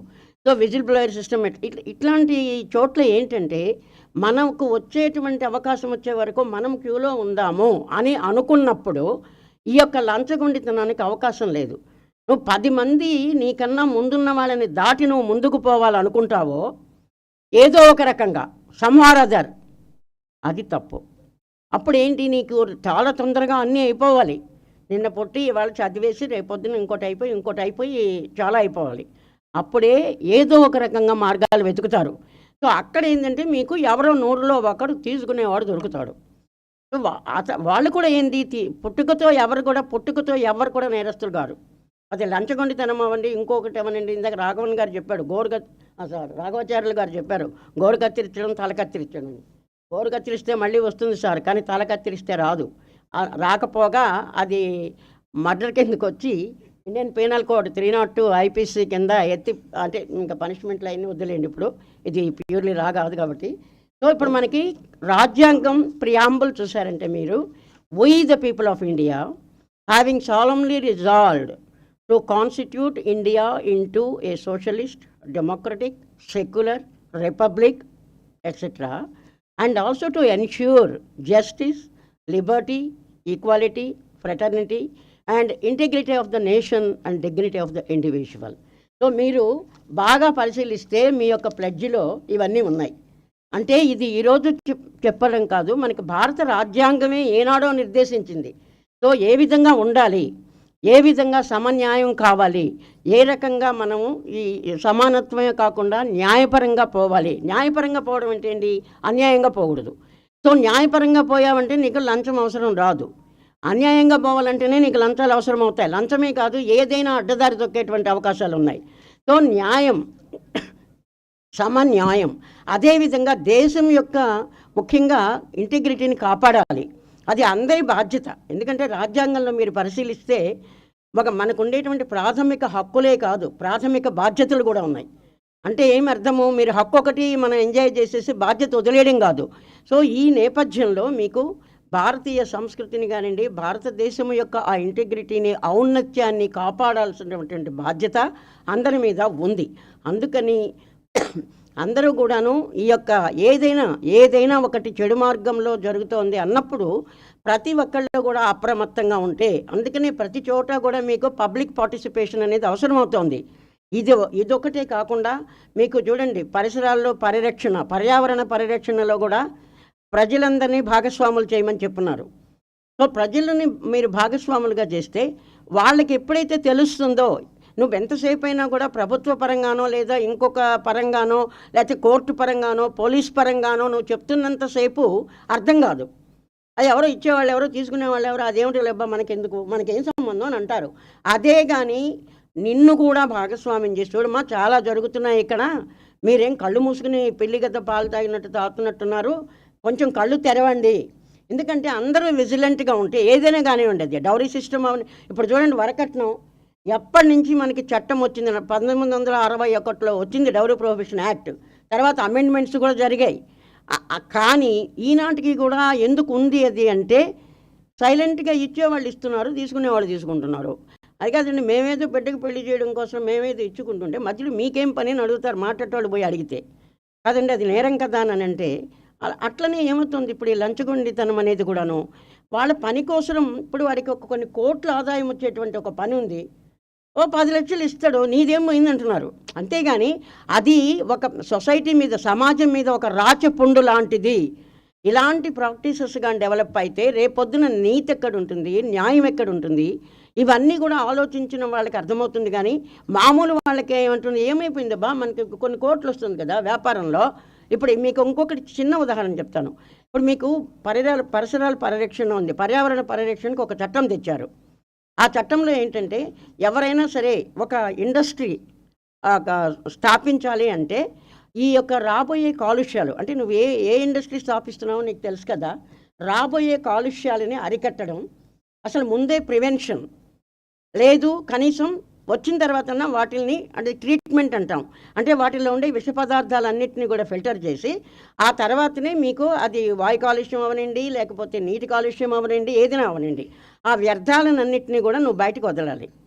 కానీ ప్రతి ఇండస్ట్రీ అందరినీ నేను అనను, కానీ చాలా వరకు ఏం జరుగుతుందంటే అక్కడికి వచ్చేసరికి ఆ మిషనరీ అబ్బా చాలా కాస్ట్, అది ఎవరు పెడతారులే, నీకు అదే నువ్వు వ్యాపారం చేస్తే నీకు కొన్ని కోట్ల ఆదాయం వస్తున్నప్పుడు పరిసరాలని పర్యావరణాన్ని పరీక్షించడానికి కొన్ని లక్షలు పెట్టలేరా అంటే మరి చూడండి చట్టం చెప్పినా కూడా ఏం జరుగుతోంది అంటే అవి బయటికి రాకపోవచ్చు, అది వేరే విషయం. అక్కడ కూడా ఏది పాత్ర వహిస్తోంది, కరప్షన్. ఎందుకంటే అక్కడ ఇంపాక్ట్ అసెస్మెంట్ అనాలిసిస్ అని ఉంది. ఏదైనా ఒక ఇండస్ట్రీ స్థాపించబోయే ముందు ఒక కమిటీ, ఎక్స్పర్ట్స్ కమిటీ రావాలి. దాంట్లో టెక్నికల్ ఎక్స్పర్ట్స్ ఉంటారు, వాళ్ళు చూడాలన్నమాట ఎటువంటి కర్మాగారం రాబోతుంది, ఇక్కడ ఏం చేయబోతున్నారు వాళ్ళు, ఎటువంటి రసాయనికాలు వాడబోతున్నారు, దానివల్ల ఎటువంటి కాలుష్యం వచ్చి ప్రజలకు అవనండి, జంతుజాలానికి అవనియండి. ఎందుకంటే పరిసరాలు పర్యావరణం అంటే ఒక మనుషులే కాదు, చెట్లు చేమలు వైల్డ్ లైఫ్ అన్నీ అన్నమాట. సో వీళ్ళెవరికైనా ఎటువంటి ఇబ్బంది అయినా కలుగుతుందా అనేది ఒకటి అనాలిసిస్ చేసి ఆ యొక్క అక్కడ ఉండేటువంటి రెసిడెంట్స్ ఎవరైతే ఉంటారో వాళ్ళందరినీ కూడా ఇన్వాల్వ్ చేసి దీనివల్ల పెద్ద నష్టం రాదు అంటేనే తప్ప ముందుకు పోకూడదు. కానీ ఎందుకు జరుగుతుంది ఇది? అసలు ఇంపాక్ట్ అసెస్మెంట్ ఆ సైట్కి పోకనే చక్కగా కూర్చుని ఒక చోట ఈ యొక్క అంటే ఇంక నేను పబ్లిక్గా చెప్పవలసి వస్తుంది, లంచాలు ఎంత అయితే వాళ్ళు, ఎందుకంటే వాడికి రేపు కోట్లు మిలియన్స్ వస్తుంది, వీళ్ళకి అదే మంచి కోసం ఖర్చు పెట్టడానికి కష్టపడుతున్నారు. కానీ వీళ్ళకి లంచంగా ఇచ్చి పర్మిషన్లు తెచ్చేసుకుని చక్కగా నడుపుకుంటున్నారు. మరి ప్రజలు ఏమడుగుతున్నారు? అందుకే చెప్తున్నాను, ప్రజలకు అవగాహన లేకపోతే ఇప్పుడు చాలా జరుగుతున్నాయి, మీరు గమనించారో లేదో. ప్రజలు ముందుకొస్తున్నారు, ఈవెన్ కోర్టులు కూడా మీకు పబ్లిక్ ఇంట్రెస్ట్ లిటిగేషన్ అనేది వినుంటారు, అది ప్రజాపరమైనటువంటి లిటిగేషన్. అంటే నువ్వే బాధపడక్కర్లేదు, ఏదైనా ఒక దానివల్ల ఒక 10 మంది బాధపడుతున్నారు అంటే ఎవరైనా కోర్టుకు పోవచ్చు, ఎనీ పబ్లిక్ స్పిరిటెడ్ పర్సన్. ఇప్పుడు సుప్రీంకోర్టు జ్యుడిషియల్ యాక్టివిజం పేరుతో, హైకోర్టు కానీ సుప్రీంకోర్టు కానీ ఈ యొక్క ఒక ప్రజాన్యాయం కోసం నువ్వు ఊరికే ఒక ఫోన్ చేసి చెప్పినా సరే తీసుకుంటుంది, ఓ పోస్ట్ కార్డు రాసినా తీసుకుంటుంది. నీకేం ఫార్మల్గా ఒక కంప్లైంట్ లాగా అవసరం లేదు. ఏమంటే పలానా చోట కాలుష్యం ఎక్కువ పెరిగిపోతుంది, చెత్త చెదారం వేస్తున్నారు, ఆ చుట్టుపక్కల ఉండే జనాలకి ఆరోగ్యం పాడవుతుంది, చాలు. సో అందుకనే ఏంది, ఎప్పుడైతే ప్రజలు దిగుతున్నారో అక్కడి కొంత అయినా మొత్తం తగ్గుతుంది. ఒక రోజులోనే Rome is not built in a single day, ఒక రోజులో జరుగుతుందని చెప్పను, బట్ జరిగే దానికి కనీసం వెనక్కి దారి మళ్లించేదానికి కొంత కాకపోతే కొంతైనా అవకాశం ఉంటుంది అనేది మనం ఒక ఆశాజనకమైన అభిప్రాయం. అంతవరకే, కంప్లీట్గా ఒక రోజులో రూల్ అవుట్ అవ్వడం అనేది ఇట్ ఇస్ ఇంపాసిబుల్. సో అదేవిధంగా ఏంటంటే ఏ రంగంలోనైనా సరే ఈ యొక్క లంచగొండితనం, కరప్షన్ అంటే లంచగొండితనం, అది ఏ రంగం, ఎందుకంటే విద్యారంగం అవనియండి, ఇంకో రంగం అవనియండి, ఎక్కడైతే ఉన్నా కూడాను ప్రజలు అప్రమత్తంగా ఉంటే, ఇక్కడ మన ప్లడ్జ్లో కూడా చెప్పాడు విజిల్ బ్లోయర్ అని, అంటే కంపెనీస్లో మామూలుగా ఏంటంటే ఏమైనా అన్యాయాలు అరాచకాలు ఏమైనా ఇట్లాగే లంచం తీసుకొని ఏమైనా ఇల్లీగల్ పనులు అవి చేస్తున్నారంటే దృష్టికి తేవచ్చు. కాకపోతే ఒక పాయింట్ ఏమొచ్చిందంటే వాళ్ళకి ప్రొటెక్షన్ ఇది. ఎవరైనా కూడా చూడండి, ఇప్పుడు పక్కోడు సరిగా పని చేయట్లేదండి అని కొలీగ్ పోయి చెప్తే నీకెందుకే నీ పని నువ్వు చేసుకోకుండా అంటే పిలిచి, ఇప్పుడు ఉదాహరణకి సారే ఒక యాక్షన్ అంటే ఇక్కడ జరుగుతుందని కాదండి, అలా అనుకోకండి. పిలిచి అడిగినప్పుడు ఏమంటారు, నీకెందుకే నీ పని నువ్వు చేసుకోకుండా నేను చేసే పనితో నీకేం పని అంటాడు. అంటే మీరు అలా అంటప్పుడు నాకెందుకు వచ్చింది లేవా, నా పని నేను చేసుకుని నా జీతం నేను తీసుకుంటాను అనుకుంటారు, సహజం అది. కానీ అట్లాంటి వాళ్ళకి ప్రొటెక్షన్ ఇచ్చి ఇప్పుడు చాలా వరకు కార్పొరేట్లో ఆ విజిల్ బ్లోయర్ సిస్టమ్ వచ్చేసింది. సో వాళ్ళ యొక్క ఐడెంటిటీని కూడా మనం చెప్పనవసరం లేదు. సో వాళ్ళకి విషయాలు తెలుసుకుంటే చాలన్నమాట. సో ఈ విధంగా ఏంటంటే ముఖ్యంగా ఇవన్నీ కూడా ఎక్కడ అవసరము అంటే లంచం దగ్గరే ఇవన్నీ అవసరం, కరప్షన్. సో ఇది మనకి జనరల్గా ఈ యొక్క సంవత్సరం థీము. అంటే మీరు సే నో టు కరప్షన్ అంటే ఏంటంటే ఇవ్వడానికి నో చెప్పండి, తీసుకోవడానికి నో చెప్పండి.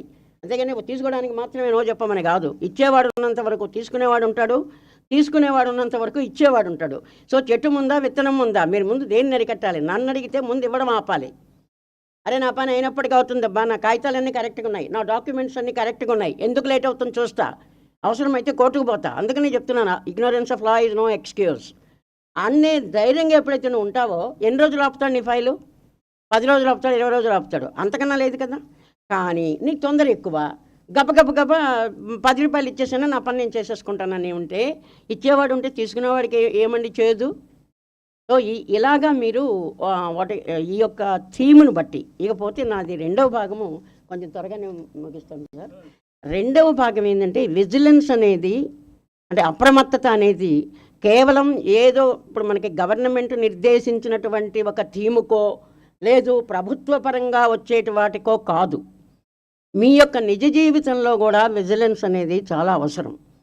ఇక్కడ ఈ విజిలెన్స్లో ఏంటంటే ప్రివెంటివ్ విజిలెన్స్, పార్టిసిపేటరీ విజిలెన్స్, అట్లాగే ప్యూనిటివ్ విజిలెన్స్, చాలా రకాలు ఉన్నాయి. ఇక్కడ మీరు అప్రమత్తంగా ఉండండి. Very simple thing. ఇప్పుడు నేను ఇది ఎక్కాలండి, నాకు ఇప్పుడు మీకు తెలుసు 70+ ఐఎమ్. మరి నేను అప్రమత్తంగా లేకపోతే అక్కడ జారి పడితే కాలేదు విరిగితే ఇప్పుడు నాకు ఇబ్బంది, మీ అందరికీ ఎందుకు రాయమని పిలిచినాము అని మీరు అనుకుంటారు. డాక్టర్ దగ్గర తీసుకుపోవడం, కట్టుకట్టడం. నేను అప్రమత్తంగా చూసుకొని, మీరు గమనించారో లేదు, ఐ వాజ్ సో విజిలెంట్. అంటే ఎందుకు చెప్తున్నానంటే అలా నేను ఎక్కబట్టే మీకు ఎవరికి ఏం సార్ ఇబ్బంది పెట్టలే, లేకపోతే ఇప్పుడు మీరు ప్రోగ్రామ్ ఆపి ముందు డాక్టర్ దగ్గర పరిగెత్తాలా. అందుకని ఏంటంటే ఈ చిన్న విషయంలోనే మరి ఇంత అప్రమత్తంగా ఉంటే ఎంతో దారుణమైన సంఘటనలు జరుగుతున్నప్పుడు ఎంత అప్రమత్తంగా ఉండాలి. ఇక్కడ అమ్మాయిలు ఉన్నారా? గర్ల్స్ స్టూడెంట్స్ ఉన్నారా? ఉన్నారు కదా, ఓకే, అందరూ ఉన్నారు. స్టూడెంట్స్, విద్యార్థులు ఉన్నారు, విద్యార్థినులు ఉన్నారు, తర్వాత వాటికి ఉపాధ్యాయులు ఉన్నారు, ఉపాధ్యాయేతర సిబ్బంది ఉన్నారు. సో అంటే నేను జనరల్గా చెప్తున్నాను, అంటే ఇక్కడ ఏదో ఎక్కడో జరగచ్చు, ఇక్కడ కాకపోవచ్చు, ఎక్కడైనా జరుగుతున్నవి. ముఖ్యంగా అమ్మాయిలకి మీరు ఏమనుకున్నా పర్వాలేదు, ఏదో పాత చింతకాయ పచ్చడి ఈమె అంటే నాకు ఒకటండి నమ్మకం, ఇది సంస్కృత విశ్వవిద్యాలయం. ఎక్కడైతే భారతీయ సంస్కృతిని, సాంప్రదాయాలని పరిరక్షిస్తున్నారనేది నేను అడుగు పెట్టిన దగ్గర నుంచి ఇప్పటి వరకు నేను గమనిస్తున్నాను. ఒక ఆతిథ్యంలో కానివ్వండి, తర్వాత వచ్చేసి వెల్కమ్ దగ్గర నుంచి నన్ను చాలా జాగ్రత్తగా మన శేఖర్ రెడ్డి గారు, తర్వాత వీళ్ళందరూ కూడా కోఆర్డినేటర్స్ చాలా బాగా చూసుకుంటున్నారు. విసి గారు 2 సార్లు వచ్చి ఎలా ఉందమ్మా, బాగుంది కదా, ఎవ్రీథింగ్ ఓకే అని. సో మొత్తం స్టాఫ్, టీచర్లు అవనివ్వండి, నాన్ టీచర్లు అవనివ్వండి, మన వైస్ ఛాన్సలర్తో పాటు అందరూ కూడాను ఎంతో జాగ్రత్తగా చూస్తున్నారు. అంటేనే నాకు అర్థమైంది, దిస్ ఈజ్ సంస్కృత్ విశ్వవిద్యాలయం. సో ఇక్కడ అని కాకపోవచ్చు, మీకు ఎందుకు నేను అప్రమత్తం అని చెప్తున్నానంటే మీ విషయం కాకపోవచ్చు, ఎవరికో మీ ఫ్రెండ్కి జరగచ్చు, లేకపోతే మీ బంధువుల్లో ఎవరికైనా జరగచ్చు, ఇక్కడ ముఖ్యంగా 2-3 విషయాలు చెప్పి ముగిస్తున్నాను. ఎందుకంటే ఈ విజిలెన్స్ అనేది ఓకే, ఈ యొక్క కరప్షన్ మీద విజిలెన్స్ మనం ఎంతవరకు చేయగలమో, ఓకే, మనందరం ముందు అప్రమత్తంగా ఉంటే, మనకందరికీ కూడా అవగాహన ఉంటే ఎంతో కొంత మన యొక్క మన రోల్ మనం ప్లే చేయగలము, మన భాగస్వామ్యం మనం తీసుకుంటే ఒకనాటికి కాకపోతే ఒకనాటికైనా ఇటువంటి యొక్క సోషల్ ఈవిల్స్, అది ఏదైనా కానివ్వండి, కరప్షన్ అవనండి, డౌరీ అవనండి, ఇంకోటి అవనండి, కొంచెమైనా తగ్గుముఖం పడతాయి అనే ఒక ఆశాభావంతోనే మనం ఈనాడు ఈ ప్లెడ్జ్ తీసుకోవడం కానీ ఈ యొక్క ప్రోగ్రామ్, ఇది వీక్ లాంగ్ ప్రోగ్రామ్, ఇది ఇనాగరల్ మాత్రమే. సో 5th November వరకు కూడా declared as a week for this theme, say no to corruption. So అలాంటప్పుడు ఇది ఓకే, ఒక ప్రయత్నం ప్రజలను కూడా భాగస్వాములను చేస్తే ఏ విధంగా మనము ఇలాంటి వాటిని తరిమి కొట్టచ్చు అనేది. ఇక పర్సనల్కి వస్తే ఇప్పుడు జరుగుతున్నవి మీరందరూ కూడా న్యూస్ చూస్తుంటారు, పేపర్లు చూస్తుంటారు. ఎక్కువగా తిరుపతి లాంటి చోట్ల జరగకపోవచ్చేమో కానీ బట్ మెగా సిటీస్లో ఏం జరుగుతున్నాయి అనేది రోజు రోజు జరిగేవన్నీ మీకు తెలుస్తున్నాయి. సో ఇక్కడ ముఖ్యంగా నాకు తెలిసి నా అబ్జర్వేషన్ ఏంటంటే ఆ విజిలెన్స్ లేకపోవటం వల్లనే అప్రమత్తంగా ఉండటం. ముఖ్యంగా అమ్మ with apologist the girl students నేను చూస్తున్నాను, ఆటో కానీ క్యాబ్ కానీ ఎక్కుతారు. ఓకే, ఇప్పుడు ఏంటంటే ఈ రోజుల్లో ఏంటంటే ఏం చెప్పాలి దాన్ని, ఎంపవర్మెంటు, ఇండిపెండెన్సు, ప్రైవసీ ఇవన్నీ చాలా అవసరం. మీరేంది నాకు చెప్పేది, జస్ట్ ఇలా ఇంత వస్తే చాలన్నమాట. నువ్వేంది నాకు చెప్పేది అంటే I'm not generalising, there are ఉన్నారు అలాగా, అందరినీ నేను అనటం లేదు. సో ఏం చేస్తున్నారంటే ఎంత వెర్రితలలేస్తున్నారు. నేను ఎప్పుడు చెప్తుంటాను, ఈ కల్చర్స్ నిజంగా నిజంగా ఆ యొక్క సంస్కృతిని నిజమైనటువంటి స్టడీస్ చేస్తే అమెరికన్ కల్చర్ ఏంటి, బ్రిటిష్ కల్చర్ ఏంటి, ఇండియన్ కల్చర్ ఏంటి, ఏ దేశానికి సంబంధించినటువంటి సంస్కృతి ఆ దేశానికి ఉందండి.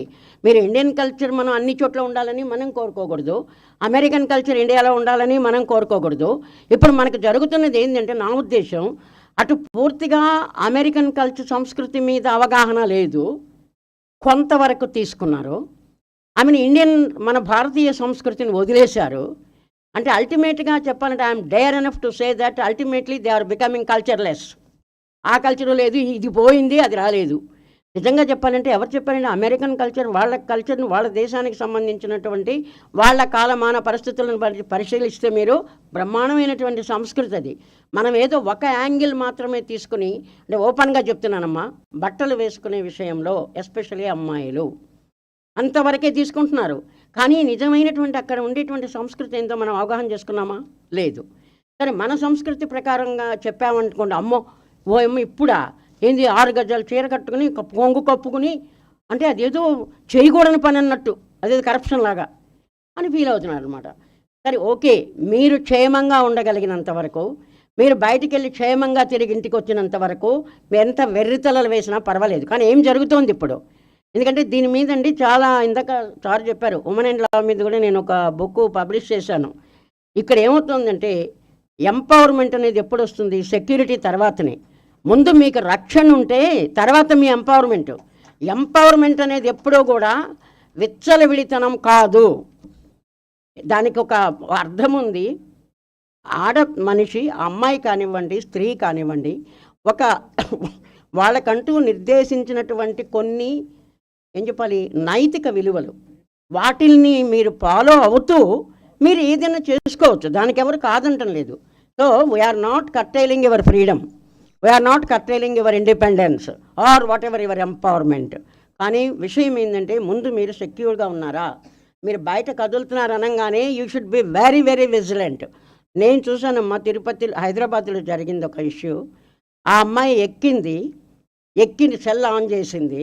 అమ్మాయి ఒకటే కాదండి, నేను చాలామందిని చూస్తున్నాను, తిరుపతిలో నాకు తెలియదు కానీ సార్, బట్ బయట మాత్రము ఏం జరుగుతుందంటే ఎక్కడమే సెల్ ఫోన్. ఒక విధంగా టెక్నాలజీ కనుక్కుంది ఎందుకంటే మంచి కోసం, కానీ మనం ఏం చేస్తున్నామంటే దాన్ని చెడు కోసం ఉపయోగపెడుతున్నాం.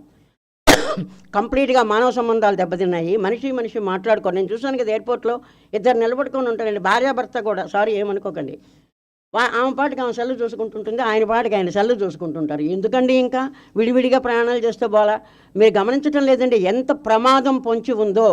రాను రాను రాను రాను మానవ సంబంధాలు మిగతా వాళ్ళతో పోయినాయి, కుటుంబ సభ్యులతో కూడా పోయేంత దాకా తెచ్చుకోకుండా మనం మేలుకుంటే మంచిది. అక్కడ కూడా అప్రమత్తంగా ఉండాలి. లేకపోబట్టే ఈ పోర్నోగ్రఫీ ఎటువంటి సైట్లు చూస్తున్నారో తెలుసా మీకు? ఆ యూట్యూబ్ ఆన్ చేస్తే ఏం చూస్తున్నారో తెలుసా? పిల్లలు గమనిస్తున్నారా అసలు? ఏమంటే ప్రైవసీ. మావాడు ప్రాజెక్ట్ వర్క్ చేసుకుంటున్నాడండి, అందుకని మా ఇంట్లో సపరేట్గా ఒక రూమ్ ఇచ్చేసి కంప్యూటర్ కొనిచ్చామండి అని గొప్పగా చెప్పుకుంటున్నారే తల్లిదండ్రులు. నిజంగా ఏం చేస్తున్నారు ఎప్పుడైనా చూసారా మీరు? ఏనాడన్నా గమనించారా? జస్ట్ తలుపు కొట్టి ఏం కొత్తవాడా, చుట్టమా, లేకపోతే గెస్టా, లోపలికి పోండి ఏం చేస్తున్నావురా అని అడగండి. అడుగుతున్నారా మీరు? అమ్మాయిని కానీ అబ్బాయిని కానివ్వండి. I'm not discriminating. ఎందుకు అడగట్లేదు మీరు? ఏదైనా కూడా మనకి రీసెర్చ్ మెథడాలజీ చెప్తారు. If you want to know really what somebody is doing, don't ask, observe.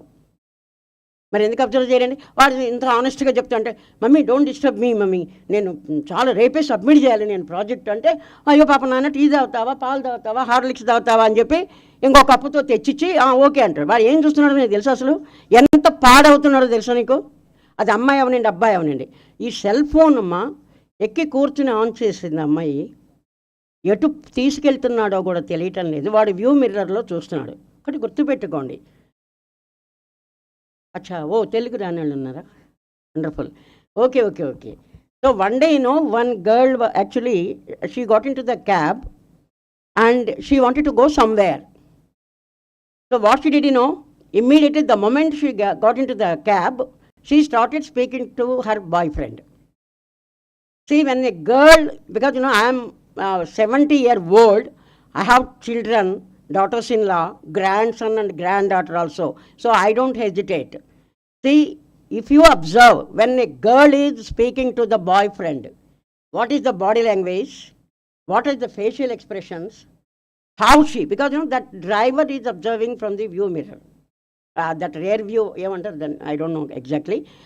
So then he was observing, and then he had suspected something, and then he took her in a different, deviated the route, and he took him to a lonely place, very isolated place, and then they already he gave a ring to his friends. There were 3 to 4 of what you can say the drivers of the same cabs or whatever, and then there nobody was there. It was already 8 o'clock or 9 o'clock in the night, and then they have committed rape and then they have murdered her. No, because why I am giving this example, suppose if she was at least to some extent vigilant, so without speaking about the phone, how he is taking me. Just observe.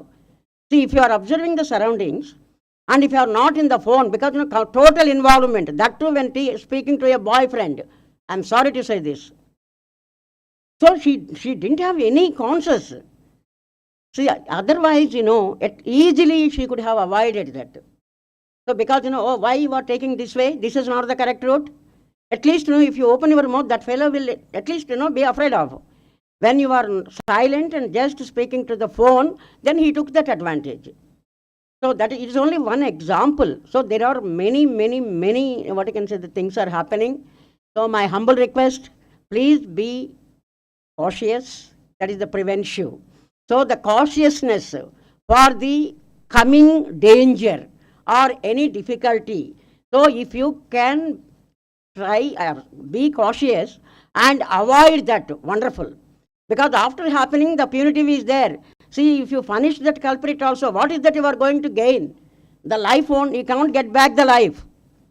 So these things are happening many places. This is only an example of Hyderabad. So please, my humble request to this, especially the girl students, whatever may be the situation, whatever may be the reason, whatever may be the thing, but cautiousness is always necessary. So be vigilant. Not only to this, because this is an awareness creation, because you should, awareness in sense, see, we are making you aware, and in turn, each one of you has to make aware the society. So your role is not, me paatra ikkada end avutledu. So okkokallu kuda malli you have to, because you go to the general public, and then you have to make them aware of many things like this corruption. So that's what actually the main objective of celebrating this week.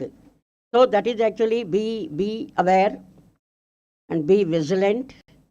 So not only in your case, anybody, your neighbor, your friend, your relative, whoever may be, suppose if any danger is there awaiting, so please be vigilant, try to avoid, try to prevent. So thank you so much, and I am very much thankful to your Honorable Vice Chancellor Ji for giving me this beautiful opportunity, and my thanks are due to everybody, teaching, non-teaching, student community, the press, the print media and electronic media, and whoever are the organizers, and my special thanks to Shekhar Reddy Garu and his additional coordinators for taking me so much of care. So from the airport to this place, and of course from welcome to what you can say, the farewell. So the way in which you have treated, I can never forget. Having given an opportunity, I prefer to come again and again. Thank you very much.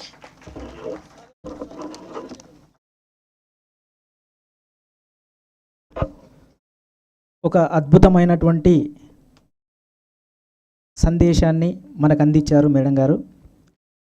అంటే corruption అంటే ఏంటి అనేటటువంటి విషయాన్ని, అంటే ఒక సూక్ష్మంలో మోక్షం చూపించడము అంటారు కదా, అలా మనకు ఏ విషయాలైతే మనకు అవసరమో ఆ విషయాలను చక్కగా మనకు వివరించినటువంటి హేమలత మేడం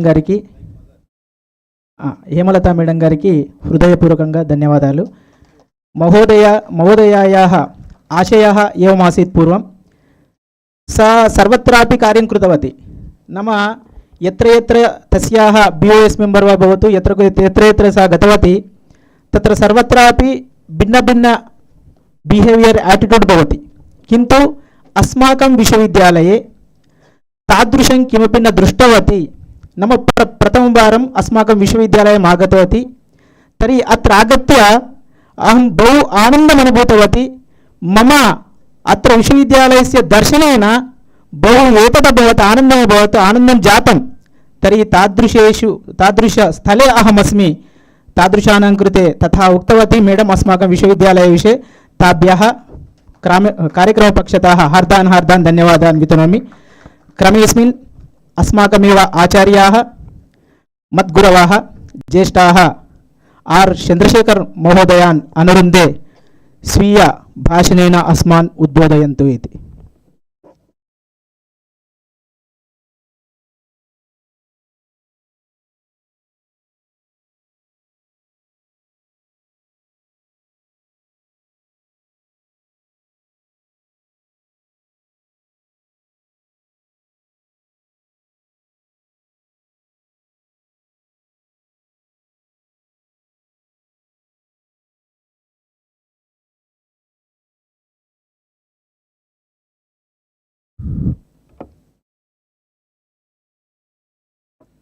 योऽन्तः प्रविश्य मम वाचमिमां प्रसुप्तां सञ्जीवयत्यखिलशक्तिधर स्वधाम्ना अन्यांस्य हस्तचरणश्रवणत्वगादीन् प्राणान् नमो भगवते पुरुषाय तुभ्यं. सदाशिवसमारम्भां शङ्कराचार्यमध्यमाम् अस्मदाचार्यपर्यन्तां वन्दे गुरुपरम्परां. శ్రీగురుభ్యో నమః. ఈ కార్యక్రమానికి కోఆర్డినేటర్ గారు నా గురించి ఏం తెలుసుకున్నారో తెలియదు కానీ మధ్యలో నన్ను తీసుకొచ్చి ఇరికించారు. మీరు కూడా 4 మంచి మాటలు చెప్పాలని. నేను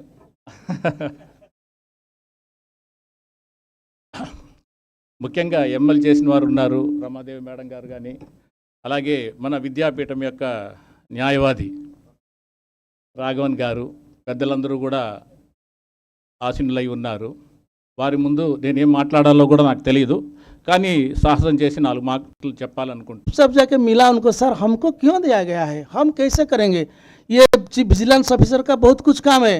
मान लीजिए इंजीनियरिंग डिपार्टमेंट में क्या हो रहा है मुझे पता नहीं है, एग्जामिनेशन में हमारे कंट्रोल ऑफ एग्जामिनेशन क्या करते हैं मुझे पता नहीं है, एस्टेब्लिशमेंट में क्या हो रहा है मुझे पता नहीं है, तो ये मैं क्या कर सकता हूँ, मुझे क्यों दिया गया है.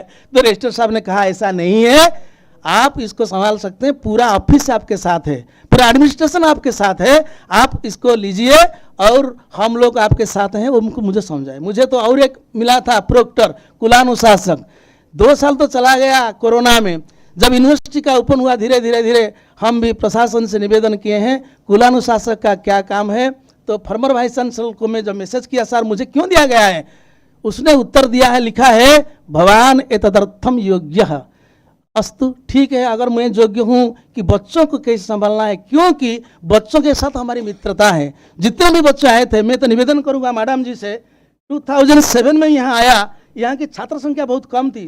वो जो कुलपति थे और वर्तमान कुलपति जी को मैं प्रणाम करूँगा, वो तो थे academic coordinator, academic coordinator admission in charge थे। जितने भी बच्चे आते थे एडमिशन करने के लिए तुरंत सुविधा करते थे जी सर, कृष्णमूर्ति जी सर।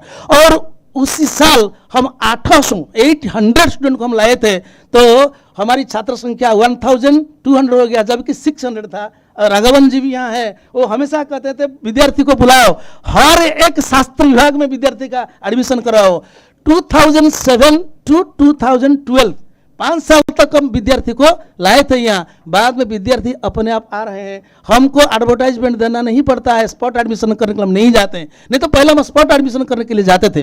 तो मेरा ये निवेदन है, हमारा विश्वविद्यालय का एक आकर्षण है। क्या आकर्षण है मैं तो बताऊंगा। हमारे जो मित्र हैं वैसा ज्येष्ठ, वो तो बहुत बड़े हैं मेरे से, डॉक्टर सामस्व मूर्ति, KSS मूर्ति महोदय, हम मिलकर के काम किए थे पूरी कैंपस में, और पूरे दिन भर हम घूमते थे। जब केंद्रीय संस्कृत विश्वविद्यालय का राष्ट्रीय संस्कृत संस्थान का एक नया प्रोजेक्ट आया था, how to teach Sanskrit yourself, वो संस्कृत संभाषण केंद्र, वो हम दोनों को कोऑर्डिनेटर बना दिए थे परम पूज्य गुरुजी प्रोफेसर भी कुटुंब शास्त्री जी, तदानीतन भाई चांसलर। तो हम दोनों बाइक पकड़ के पूरे परिसर का भ्रमण करते थे, कहाँ केंद्र बनाएंगे, कहाँ लोगों को संस्कृत सिखाएंगे। तो हमारा सौभाग्य है, फिर ये भी यहाँ आ गए हैं परीक्षा विभाग में। तो परीक्षा विभाग में मेरा जो अनुभव है, परीक्षा विभाग को इतना ढंग से चलाते हैं। अभी हम देखते हैं सही टाइम पे परीक्षा भी होती है, रिजल्ट भी आ जाता है। लास्ट ईयर जब PhD अवार्ड हुआ था, I think 118 students awarded PhD degree last year in convocation में। और निवेदन किया हूँ, इस साल भी और बहुत काम कर रहे हैं। और इंजीनियरिंग सेक्शन को मैं जब यहाँ आया, भरणी जी को देखा, मैं विस्मित हो गया, ये विश्वकर्मा कहाँ से है। मैं तो 2007 में आया, एक दिन से पहले मीटिंग होगी तो ये कन्वोकेशन होगा, वो रात काम करते थे। और इंजीनियरिंग डिपार्टमेंट ऐसा लोग हैं 24 आवर्स काम करते हैं। मैं तो सबको प्रणाम करता हूँ, सारे एक विश्वकर्मा है। मैं 16 ईयर से मैं देख रहा हूँ, 16 साल से देख रहा हूँ हमारा इंजीनियरिंग डिपार्टमेंट कैसा काम रहा है। क्वार्टर में हम रह रहे हैं, एक मैसेज दे देते हैं, we are giving a message in your group, within 2 minutes, within 5 minutes वो कर्मचारी पहुंच जाते हैं, सर क्या प्रॉब्लम है। तो ऐसा विश्वविद्यालय ये है, हमारा विद्यापीठ है। मैं तो ये विश्वविद्यालय को अपना घर मानता हूँ।